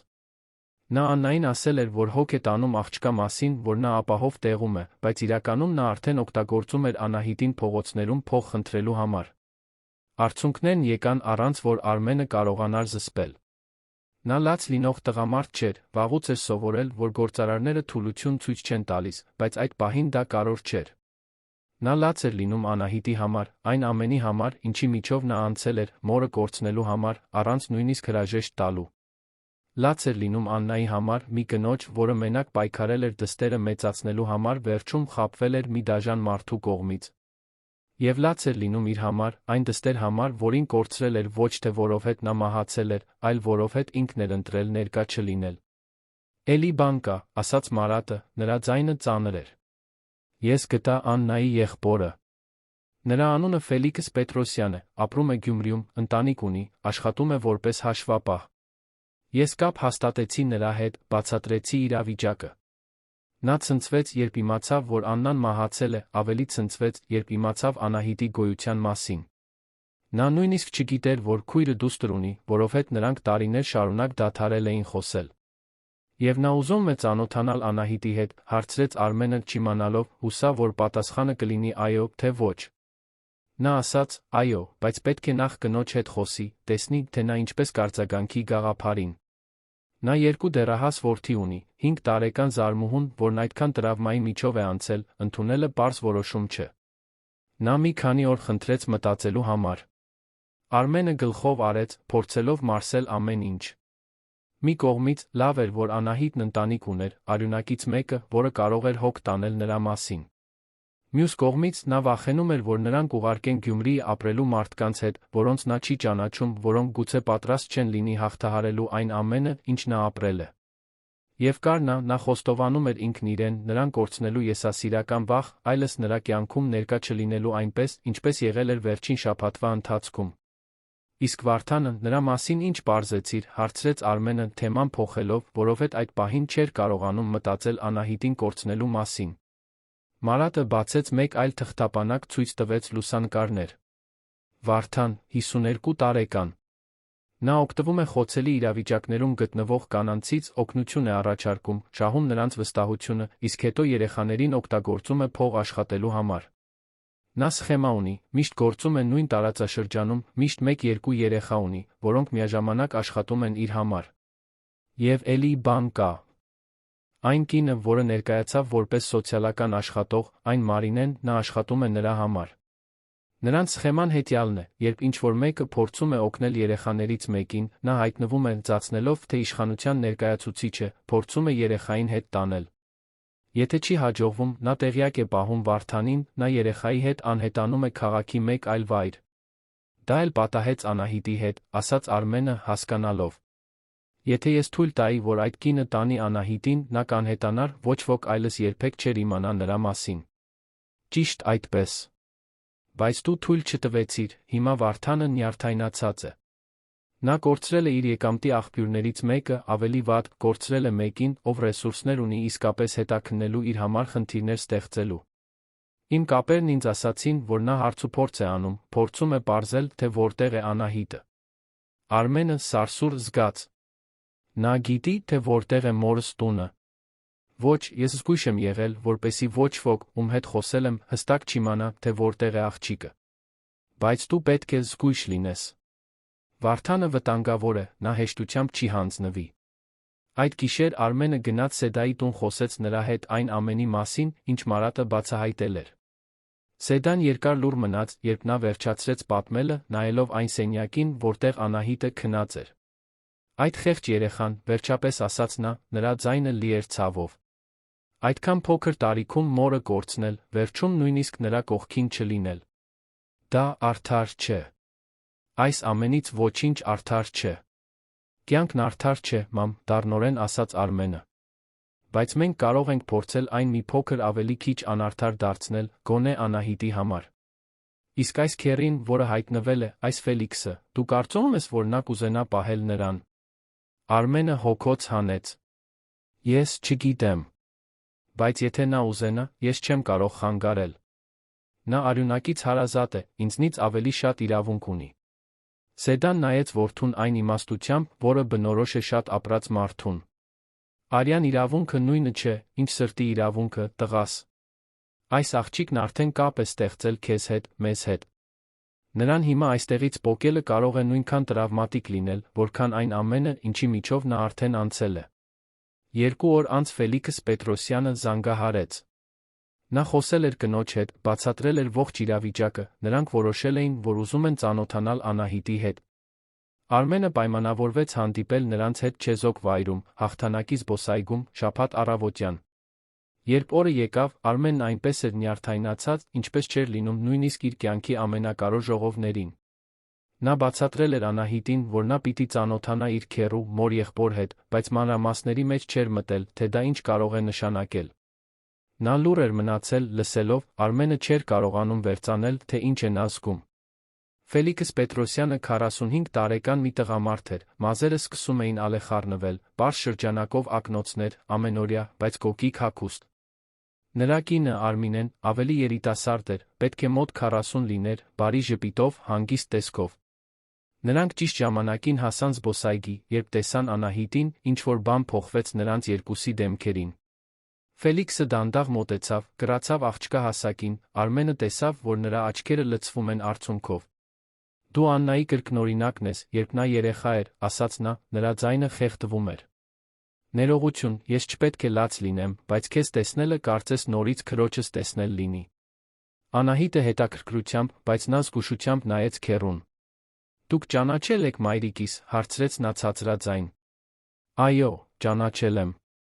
Մենք միասին ենք մեծացել, միասին խաղացել։ Նա լավագույն քույրն էր, որը կարելի էր ունենալ, բայց մենք վիճեցինք մի հիմարության պատճառով, երբ արդեն մեծ էինք, ես չափազանց հպարտ էի ներողություն խնդրելու համար։ Հիմա նա չկա, ես երբեք չեմ կարողանա նրան ասել, որ շատ եմ ցավում։ Ֆելիքսը հաջորդ ժամը անցկացրեց Անահիտի հետ խոսելով, պատմություններ պատմելով Աննայի մասին, երբ նա երիտասարդ էր, ցույց տալով հին լուսանկարներ, որոնք բերել էր հեռախոսով։ Արմինեն նույնպես խոսեց նրա հետ, քնքուշ ու համբերատար, հարցնելով այն բաների մասին, որոնք նա սիրում էր, թե արդյոք սիրում էր նկարել, խաղալ, մուլտֆիլմեր դիտել։ Իսկ Արմենը նստած էր նստարանին, դիտում էր ամեն ինչ, զգալով, թե ինչպես է սիրտը բաժանվում թեթության մեջ, որ Անահիտն ընտանիք ունի, որը կարծես անկեղծորեն մտահոգված է, նրան կորցնելու վախի մեջ։ Երբ Անահիտը գնաց խաղահրապարակ խաղալու, Արմինեի մոտիկ հսկողության ներքո, Ֆելիքսը նստեց Արմենի կողքին։ Շնորհակալություն, ասաց նա, նրա ձայնն անկեղծ էր։ Շնորհակալություն, որ փրկեցիր նրան։ Եթե դու չկանգնեիր այն մայթին, չգիտեմ, թե ինչ կլիներ Անահիտի հետ։ Նա կարող էր անհետանալ, կամ ավելի վատ բան։ Ես պարզապես արեցի այն, ինչ ցանկացած մարդ պետք է աներ, պատասխանեց Արմենը։ Բայց մարդկանց մեծ մասը չի անում, ասաց Ֆելիքսը։ Մեծ մասն անցնում է, ծածնում, թե չի տեսել։ Դու չանցար, դա ամեն ինչ փոխեց։ Արմինեի հետ մենք շատ ենք խոսել այս վերջին օրերին։ Մենք ուզում ենք Անահիտին տուն առաջարկել։ Նա ընտանիք է, մենք չենք կարող թողնել նրան առանց տեղ ունենալու։ Բայց մենք նա հասկանում ենք, որ նա արդեն կապ է ստեղծել քեզ մորդ հետ։ Արմինեն մի բան առաջարկեց։ Իսկ եթե մենք աստիճանական անցում կատարենք, Անահիտը կարող է առայժմ շարունակել ապրել մորդ հետ, իսկ մենք կանոնավոր այցելենք, կամաց-կամաց կապը կստեղծենք։ Երբ նա պատրաստ լինի, նա կարող է գալ ապրելու մեզ հետ Գյումրիում։ Բայց առանց շտապելու, առանց ստիպելու։ Ինչ ես կարծում։ Արմենն այնպիսի մեծ թեթություն զգաց, որ հազիվ կարողացավ պատասխանել։ Ես կարծում եմ, որ դա կատարյալ է, վերջապես ասաց նա։ Կարող է, որ Անահիտը ճանաչի ձեզ, իմանա, որ ընտանիք ունի։ Բայց կարող է նա, որ նրան չփոկեն այն ամենից, ինչ նա սկսում է ճանաչել որպես անվտանգություն։ Նրանք մի փոքր էլ խոսեցին, մանրամասները ճշտեցին, երբ այդ առավոտյան դուրս եկան զբոսայգուց, նրանց միջ համաձայնություն կար։ Անահիտը առայժմ կշարունակի ապրել տիկին Սեդայի հետ, Ֆելիքսն ու Արմինեն կայցելեն ամեն հանգստյան օր, երբ աղջիկը հոգեբանորեն պատրաստ լինի, նա կտեղափոխվի Գյումրի։ Բայց ճնշում չի լինի, շտապողականություն չի լինի։ Ամեն ինչ կարվի, մտածելով այն մասին, թե ինչն է լավագույնը Անահիտի համար, ոչ թե ինչն է ավելի հարմար մեծահասակների համար։ Բայց մինչ Անահիտի կյանքի այս մասը լուծվում էր, դեռ կար Վարդանի հարցը։ Մարատը կարողացել էր բավարար ապացույցներ հավաքել նրա գործունեության մասին, Արմենը կապվել էր մի քննիչի հետ, որին ճանաչում էր, քննիչ Սամվելյանի, բացատրելով իրավիճակը։ Սամվելյանը հետաքրքրվել էր գործով, խոստացել էր հետաքննել։ Մեկ շաբաթ անց, զուսպ գործողության արդյունքում, ոստիկանությունը ձերբակալեց Վարդանին։ Նրա տանը գտան մի քանի երեխաների փաստաթղթեր, որոնց նա օգտագործել էր տարիների ընթացքում, թաքցրած փող ամենացնցողը, լուսանկարներ։ Բոլոր այն երեխաների լուսանկարները, որոնք անցել էին նրա ձեռքերով, ներառյալ Անահիտինը։ Կարծես նա հավաքում էր իր զոհերին, պահպանելով իր պատճառած տառապանքի գրառումները։ Երբ Արմենն իմացավ ձերբակալության մասին, խորը բավարարվածություն զգաց, բայց նա հսկայական տխրություն, իմանալով, թե քանի երեխա է տառապել այդ մարդու ձեռքերում։ Սամվելյանը հավաստիացրեց, որ Վարդանն այդքան շուտ դուրս չի գա, որ այս անգամ ապացույցները չափազանց ամուր են, որ նախկին զոհերից շատերը քաջություն են հավաքում վկայություն տալու, այժմ իմանալով, որ նա բանտում է։ Կեղծ սոցիալական աշխատող Մարինեն նույնպես ձերբակալվեց։ Պարզեցին, որ նա տարիներ շարունակ Վարդանի հանցակիցն էր, որ կեղծ փաստաթղթեր ուներ, որ օգնել էր մի քանի երեխաների առանգել ժամանակի ընթացքում։ Ամբողջ սխեման քանդվում էր, Արմենը զգում էր, որ վերջապես մի բան է անում, որն իսկապես կարող է, մի բան, որը շատ ավելի մեծ է, քան գործարքներ կնքելը կամ շահույթը մեծացնելը։ Բայց այս բոլոր հաղթանակների մեջ մի բան կար, որ Արմենը դեռ չէր լուծել, իր սեփական դստեր Սոֆիի հարցը։ Նա ամիսներ շարունակ նրան չէր տեսել, զանգերն ավելի ու ավելի հազվադեպ էին, նա գիտեր, որ լիովին կորցնում է կապը նրա հետ։ Մի գիշեր, Սեդայի տնից վերադառնալուց հետո, որտեղ ընթրել էր Անահիտի հետ, նա վերջապես քաջություն հավաքեց, զանգահարեց Կարինեին։ Նա մի քանի զանգից հետո պատասխանեց, նրա ձայնը զգուշավոր էր։ Արմեն, ինչ-որ բան է պատահել։ Ոչ, ամեն ինչ լավ է։ Ես պարզապես ուզում էի խոսել։ Վաղուց է, ինչ մենք իսկապես չենք խոսել։ Մյուս կողմում լռություն տիրեց, Արմենը պատկերացրեց Կարինեին, մարսելով այն փաստը, որ ինքը զանգում է առանց որևէ կոնկրետ պատճառի, ինչը հազվադեպ էր։ Լավ, վերջապես ասաց նա։ Խոսենք։ Արմենը պատմեց ամեն ինչ։ Պատմեց Անահիտի մասին, թե ինչպես էր գտել նրան փողոցում նվաստացված, թե ինչպես էր որոշել օգնել, այն ամենի մասին, ինչ բացահայտել էր վերջին օրերին։ Նա պատմեց, թե ինչպես Անահիտին խնամելը ստիպել էր նրան հասկանալ բոլոր այն անգամները, երբ նա ներկա չէր եղել Սոֆիի համար, բոլոր սխալ ընտրությունները, որոնք արել էր, ողջ ցավը, որը պատճառել էր։ Եվ 5 տարվա մեջ առաջին անգամ նա խոստովանեց. Ես սխալվեցի, Կարինե։ Շատ սխալվեցի։ Ես առաջնահերթություն տվեցի աշխատանքին, փողին, հաջողությանը, ճանապարհին, կորցրի քեզ ու Սոֆիին։ Եվ ես գիտեմ, որ հետդարձի ճանապարհ չկա, գիտեմ, որ արվածը չես կարող չեղարկել։ Բայց ես ուզում էի, որ դու իմանայիր, որ ես հիմա հասկանում եմ։ Ես հասկանում եմ, թե ինչ եմ կորցրել։ Կարինեն երկար լուռ մնաց, երբ նա վերջացրեց խոսելը։ Երբ նա պատասխանեց, նրա ձայնն ավելի մեղմ էր, քան Արմենն սպասում էր։ Արմեն, ես երբեք չեմ ուզեցել քեզ հեռացնել Սոֆիից։ Ես ուզում էի, որ դու ներկա լինեիր։ Խոսքը փողի մասին չէր, երբեք չի եղել։ Խոսքն այն մասին էր, որ դու նրա հետ նստեիր ընթրելու, միասին ֆիլմ դիտեիք, հարցնեիր, թե ինչպես է անցել նրա օրը դպրոցում։ Խոսքն այն մասին էր, որ դու այնտեղ լինեիր, ոչ միայն ֆիզիկապես, այլ հոգեպես։ Ես դա հիմա գիտեմ, ասաց Արմենը։ Եվ ես գիտեմ, որ հավանաբար արդեն շատ ուշ է, բայց ես ուզում էի փորձել։ Ես ուզում էի փորձել լինել այն հայրը, որին Սոֆին արժանի է։ Եթե դու ինձ մի հնարավորություն տաս։ Շատ ուշ չէ, Արմեն, ասաց Կարինեն, նրա ձայնի մեջ ինչ-որ բան կար, որը հույսի էր նման։ Սոֆին դեռ սիրում է քեզ։ Նա պարզապես չգիտի, թե ինչպես մոտենալ քեզ։ Բայց եթե դու իսկապես պատրաստ ես փոխվելու, իսկապես ներկա լինելու, ապա ես կարծում եմ, որ մենք կարող ենք փորձել։ Ոչ որպես զույգ, դա վաղուց ավարտվել է։ Բայց որպես ծնողներ, որպես մարդիկ, որոնք լավագույնն են ուզում մեր դստեր համար։ Արմենը զգաց, որ արցունքները նորից են գալիս, բայց այս անգամ դրանք թեթության, երախտագիտության արցունքներ էին։ Ես խոստանում եմ, որ այս անգամ այլ կերպ կանեմ, Կարինե։ Ես խոստանում եմ։ Հեռախոսն անջատելուց հետո Արմենը երկար նստած մնաց իր բնակարանի բազմոցին, մտածելով այն ամենի մասին, ինչ տեղի էր ունեցել։ Նրա կյանքը շաբաթների ընթացքում լիովին փոխվել էր։ Նա գտել էր Անահիտին, բացահայտել էր մի նպատակ, որի պակասը չգիտեր, որ զգում է, հիմա հնարավորություն ուներ վերականգնելու կապը Սոֆիի հետ, գուցե, վերջապես լինելու այն հայրը, որը պետք է լիներ ի սկզբանե։ Հաջորդ օրը Արմենը գնաց Աբովյան, Սոֆիին բերելու։ Կարինեն պատրաստել էր աղջկան, բացատրել էր Անահիտի մասին, այն մասին, թե ինչպես է հայրն օգնում մի երեխայի, որը դրա կարիքն ունի։ Սոֆին հետաքրքրվել էր, միլիոն հարց էր տվել, երբ տեսավ Արմենին դռան մոտ սպասելիս, նա վարանեց ընդամենը մի վայրկյան, նախքան նրա գիրկը վազելը։ Բար, հայրիկ, ասաց նա, Արմենն այնքան ուժեղ գրկեց դստերը, որ նա ծիծաղեց։ Ջզմում ես ինձ, հայրիկ։ Ներողություն, ասաց նա, թուլացնելով գիրկը, բայց չուզենալով բաց թողնել։ Ես պարզապես կարոտել էի։ Ես էլ էի կարոտել, ասաց Սոֆին, նայեց հորը այն աչքերով, որոնք նույնն էին, ինչ մորինը։ Մայրիկն ինձ պատմել է Անահիտի մասին։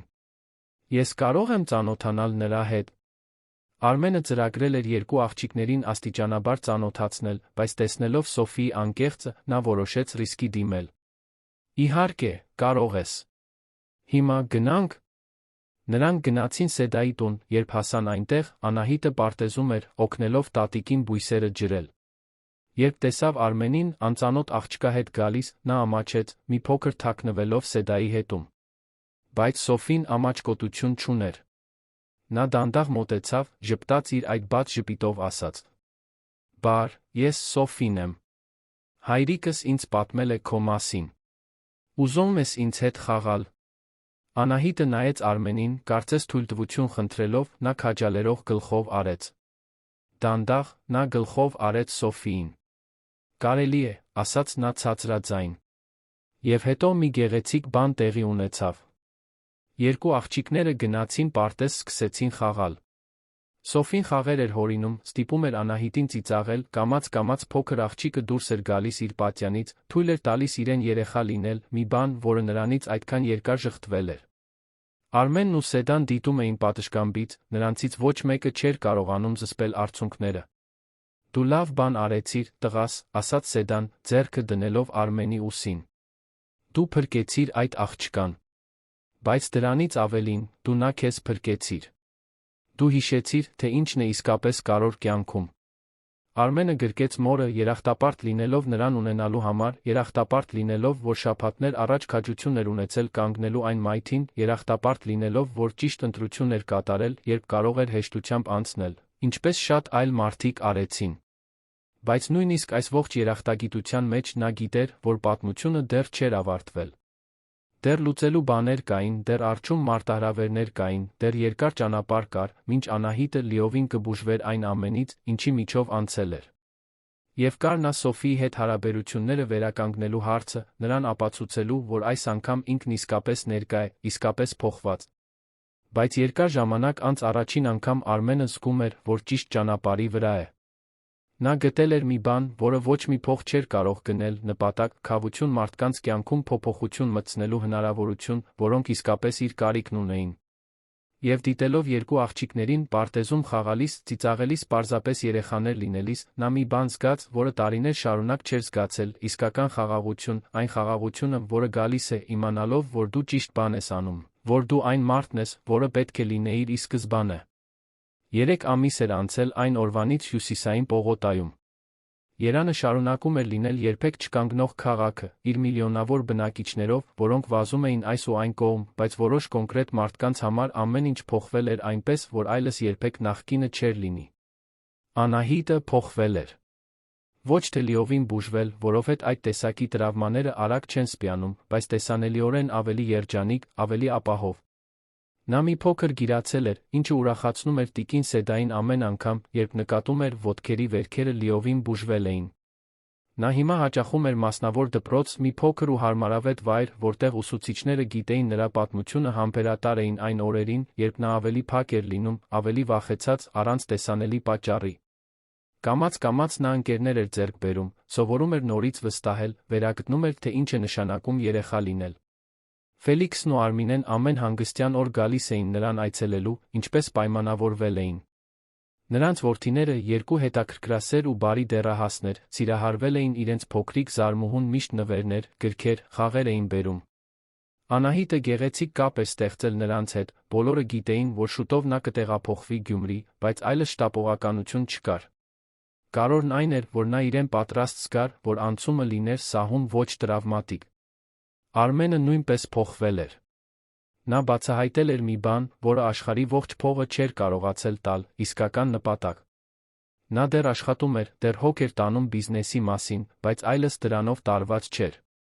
Սովորել էր պատվիրակել, վստահել թիմին, ժամանակին դուրս գալ, որպեսզի կարողանա ընտրել մոր Անահիտի հետ, կամ Սոֆիին դպրոցից վերցնել, երբ նրա հանգստյան օրերն էին իր հետ։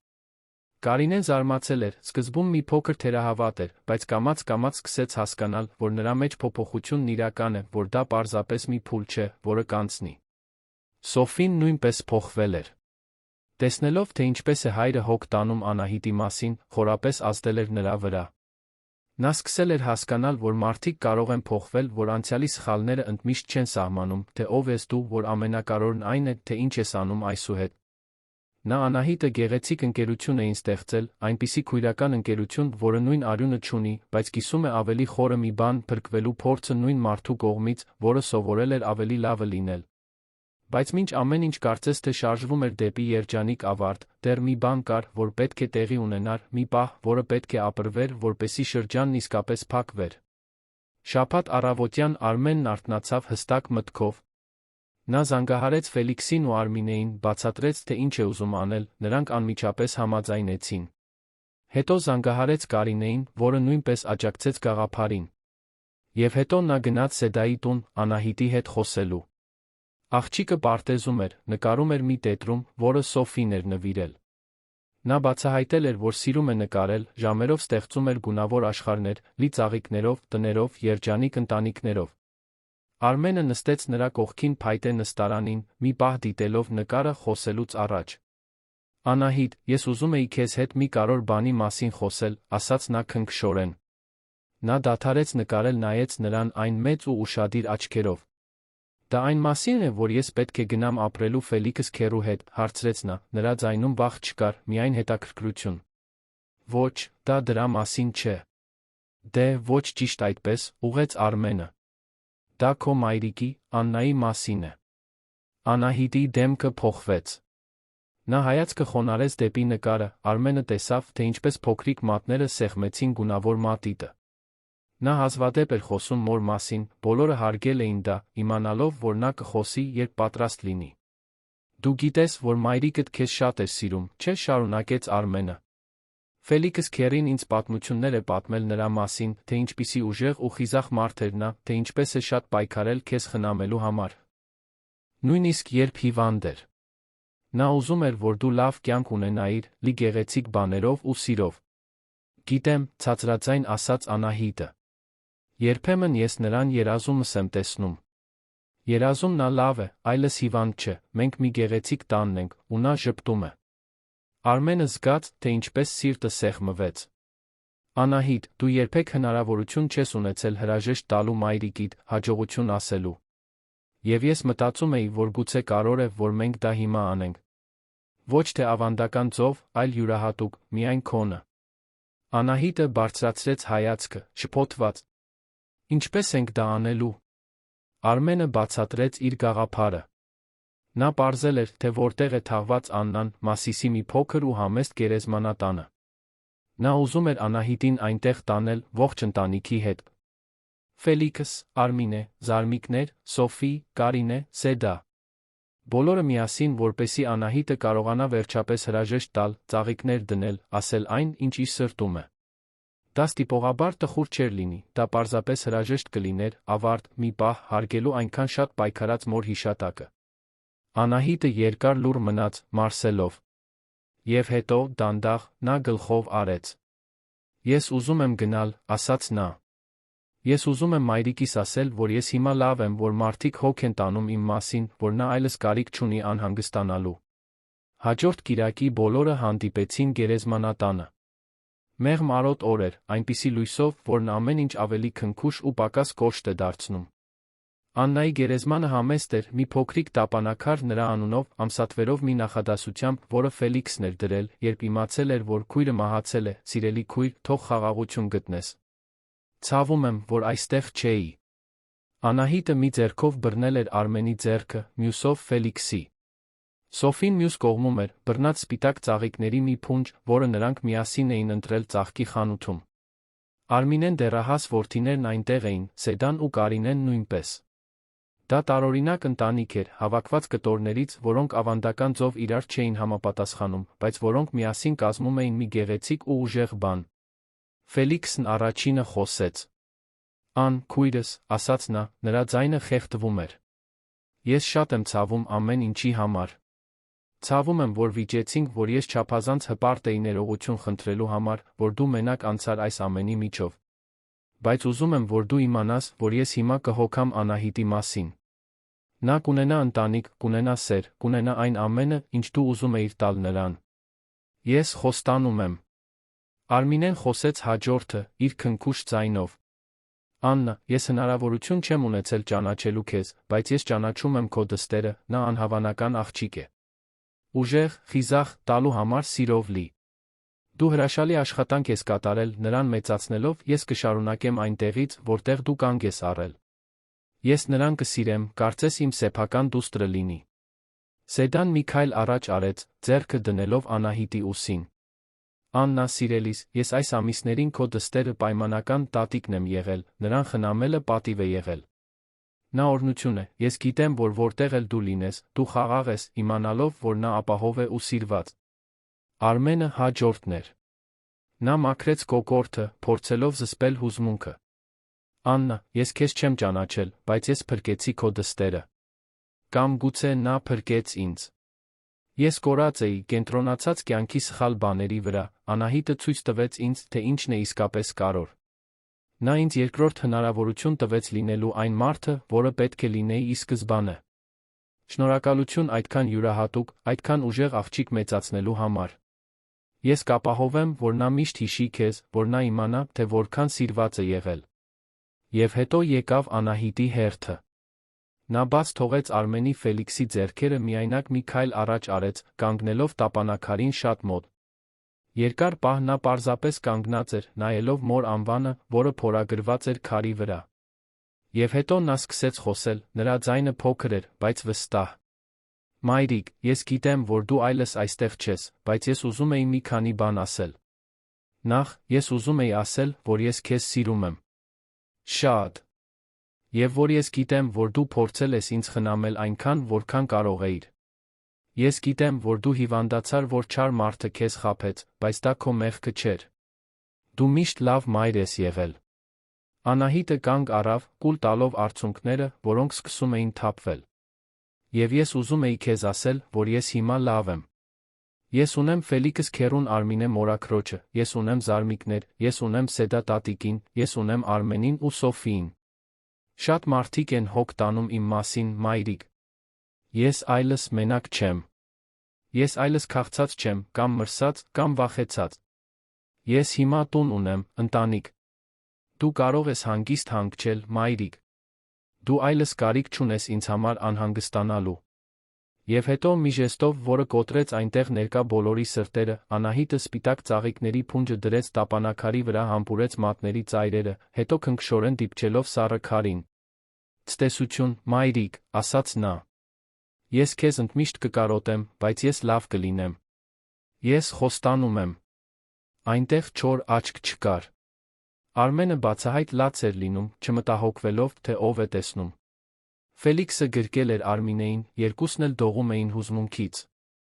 Սեդան ձեռքերը սրտին էր դրել, նույնիսկ դեռահասները, որոնք եկել էին չիմանալով, թե ինչ սպասել, տեսանելիորեն ցնցված էին։ Կարինեն բռնել էր Սոֆիին, որը նույնպես լաց էր լինում, հուզված այն աղջկա հրաժեշտից, որին սովորել էր սիրել որպես քույր։ Գերեզմանատնից հետո բոլորը միասին գնացին ճաշելու Մասիսի մի ընտանեկան ռեստորանում։ Դա երկար ճաշ էր, լի պատմություններով, ծիծաղով, նա արցունքներով։ Ֆելիքսն ավելի շատ պատմություններ պատմեց Աննայի մասին, նրանց մանկության, այն մասին, թե ինչպես էր նա միշտ իր պաշտպանը եղել, չնայած ավելի փոքր լինելուն։ Արմինեն խոսեց այն մասին, թե որքան անհամբեր է սպասում Անահիտի, իրենց հետ ապրելուն, այն սենյակի մասին, որը պատրաստում էին, այն ծրագրերի մասին, որոնք ունեին ապագայի համար։ Դեռահասները Անահիտին ցույց տվեցին Գյումրիի տան լուսանկարները, մեծ բակի, որտեղ նա կարող էր խաղալ, դպրոցի, որտեղ պիտի սովորեր։ Եվ Անահիտը առաջին անգամ, երբ Արմենը նրան գտել էր այն մայթին, թույլ տվեց իրեն լիովին հանգստանալ։ Նա ծիծաղում էր զարմիկների կատակներից, աշխույժ զրուցում էր Սոֆիի հետ այն նկարների մասին, որոնք միասին պիտի անեին, ուտում էր առանց շտապելու, առանց այն վախի, որ ուտելիքը կվերջանա։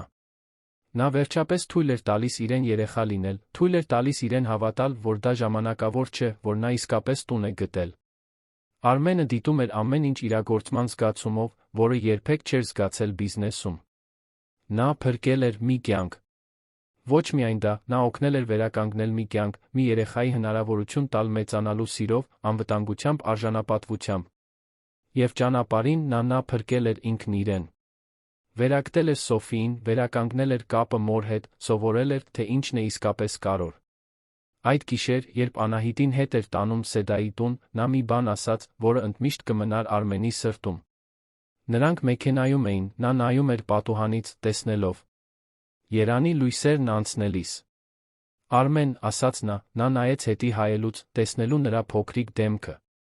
Շնորհակալություն, որ այն օրը կանգնեցիր։ Շնորհակալություն, որ չանցար, ինչպես մյուս մարդիկ։ Դու ինձ փրկեցիր։ Արմենը զգաց, որ արցունքները վերադառնում են։ Ոչ, Անահիտ, պատասխանեց նա խեղդված ձայնով։ Ես կարծում եմ, որ դու ինձ փրկեցիր։ Դու ինձ ցույց տվեցիր այն, ինչ ես մոռացել էի, հիշեցրիր, թե ինչն է իսկապես կարևոր կյանքում։ Ես պետք է քեզ շնորհակալություն հայտնեմ։ Անահիտը ժպտաց, այն քաղցր ժպիտով, որն ավելի հաճախակի էր դարձել վերջին շաբաթներին։ Ուրեմն մենք իրար փրկեցինք, ասաց նա այն իմաստությամբ, որը երբեմն երեխաներն ունեն, իսկ մեծահասակները մոռանում են։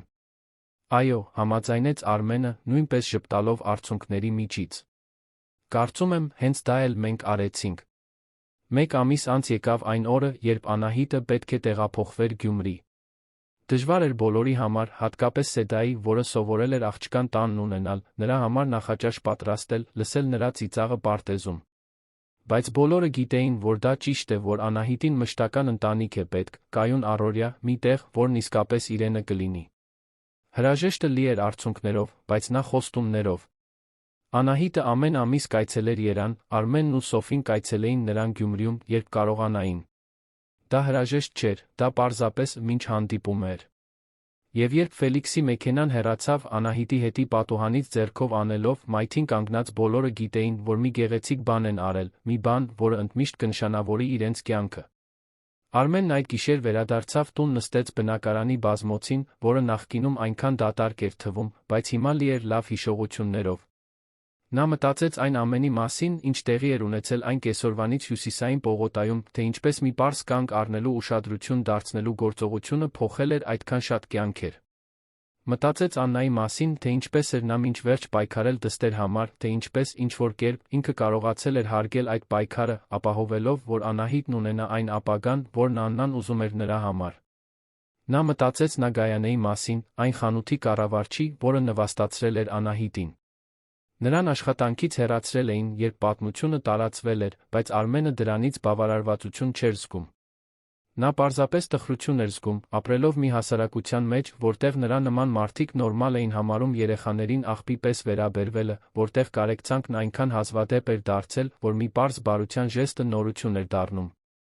Բայց նա մտածեց այն լավ մարդկանց մասին, որոնց հանդիպել էր ճանապարհին։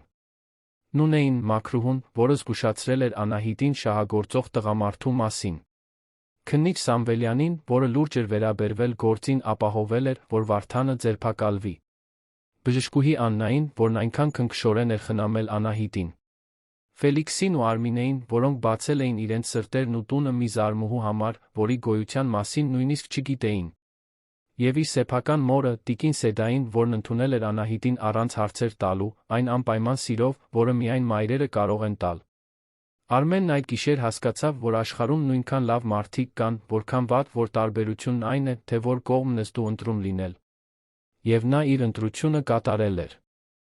Ընտրել էր կանգնել, երբ կարող էր անցնել։ Ընտրել էր ներգրավվել, երբ կարող էր անտարբեր մնալ։ Ընտրել էր պայքարել, երբ կարող էր հանձնվել։ Եվ հիմա, հետ նայելով, նա գիտեր, որ դա իր կյանքում կնքած լավագույն գործարքն էր։ Ֆինանսական շահույթ չկար, ընկերության որը զեկույցում չէր հայտնվի, որը գործարարական մրցանակ չէր ստանա։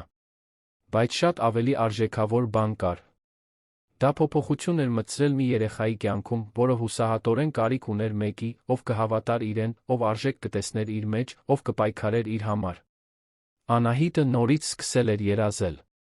Նորից սկսել էր հավատալ, որ աշխարհը կարող է լավը լինել, որ մարդիկ կարող են բարի լինել, որ ինքն արժանի է սիրո խնամքի։ Եվ Արմենը սովորել էր, որ իսկական հաջողությունը չի չափվում փողով կամ իշխանությամբ, այլ նրանով, թե քանի կյանքի ես դու դիպչում, որքան սեր ես կարողանում տարածել, որքան փոփոխություն ես մտցնում։ Մի քանի ամիս անց Արմենը հիմնադրամ ստեղծեց։ Նա այն անվանեց Աննա Պետրոսյան հիմնադրամ, ի պատիվ Անահիտի մոր։ Հիմնադրամի առաքելությունն էր օգնել փողոցում ապրող երեխաներին, աջակցություն տրամադրել խոցելի ընտանիքներին, պայքարել երեխաների շահագործման դեմ։ Նա իր կարողության զգալի մասը ներդրեց դրանում նախագծում աշխատելու համար, ներգրավեց իրավասու կրքոտ մարդկանց։ Դա դատարկ բարեգործություն չէր, դա սոցիալական փոփոխության իրական հանձնառություն էր։ Եվ ամեն անգամ, երբ հիմնադրամը փրկում էր մի երեխայի, ամեն անգամ, երբ մի ընտանիք ստանում էր իրեն անհրաժեշտ աջակցությունը, ամեն անգամ, երբ մի շահագործող ձերբակալվում ու պատժվում էր, Արմենը մտածում էր այն կեսօրվա մասին Հյուսիսային պողոտայում, այն փոքրիկ աղջկա մասին, ձեռքերը ցուցափեղկին, այն վարդագույն զգեստի մասին, որը ամեն ինչի սկիզբն էր եղել։ Այսօր, տարիներ անց, Անահիտը երջանիկ ու առողջ դեռահաս է։ Նա դեռ նկարում է, երազելով մի օր նկարչուհի դառնալ։ Նա կանոնավոր այցելում է Արմենին, նա շարունակում է մշտական ներկայություն լինել նրա կյանքում, ինչպես Սոֆին, որին նա իսկական քույր է համարում։ Ֆելիքսն ու Արմինեն այն ծնողներն էին, որոնց նա կարիք ուներ, տալով սեր, կառուցվածք, անվտանգություն։ Եվ տիկին Սեդան շարունակում է լինել սրտի տատիկը, միշտ ջերմ գրկախառնությամբ մի կտոր թխվածքով, որը սպասում է այցելությունների ժամանակ։ Անահիտի պատմությունը կարող էր ողբերգական ավարտ ունենալ, ինչպես ավարտվում է մեծ քաղաքների փողոցներում անտեսանելի շատ երեխաների համար։ Բայց չավարտվեց։ Ավարտվեց հույսով, սիրով, այն ապացույցով, որ մեկ մարդը կարող է փոփոխություն մտցնել, որ կանգ առնել, ուշադրություն դարձնելու նրան, ով օգնության կարիք ունի, թուլություն չէ, այլ գոյություն ունեցող ամենամեծ ուժն է։ Եվ ամեն ինչ սկսվեց մի զգեստից ցուցափեղկում, մի աղջկանից, որի երազանքները ոչ ոք չէր տեսնում, մի տղամարդուց, որը որոշեց չանցնել։ Սիրելի ունկնդիրներ, հուսով ենք, որ Անահիտի, Արմենի բոլոր այն մարդկանց պատմությունը, որոնք հատեցին նրանց ճանապարհները, խորապես հուզեց ձեր սրտերը։ Եթե դուք հուզվեցիք քավության, սիրո հույսի այս ճանապարհորդությունից, ցեղմեք հավանել կոճակը, բաժանորդագրվեք ալիքին մեկնաբանություններում ասացեք, թե որ պահն է ձեզ ամենաշատը տպավորել։ Երբ Արմենը կանգնեց, պաշտպանելու Անահիտին մայթին։ Հուզիչ հրաժեշտը գերեզմանատանը։ Թե նրա վերամիավորումը Սոֆիի հետ։ Ամեն օր մենք բերում ենք այսպիսի ինտենսիվ ճշմարիտ պատմություններ, որոնք բացահայտում են մարդկային հոգու ամենախորը կողմը, որոնք մեզ հիշեցնում են, որ փոքր ժեստերը կարող են փոխել ամբողջ կյանքեր։ Կիսվեք այս պատմությամբ մեկի հետ, ով կարիք ունի լսելու, որ աշխարհում դեռ բարություն կա, որ դեռ արժե հավատալ մարդկանց, որ երբեք ուշ չէ նորից սկսելու։ Սպասում ենք ձեզ հաջորդ դրվագում, ավելի շատ պատմություններով, որոնք ձեզ կստիպեն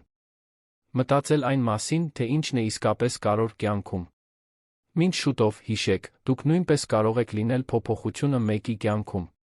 Պարզապես պետք է կանգ առնել, ուշադրություն դարձնել նրան, ով ձեր կողքին է։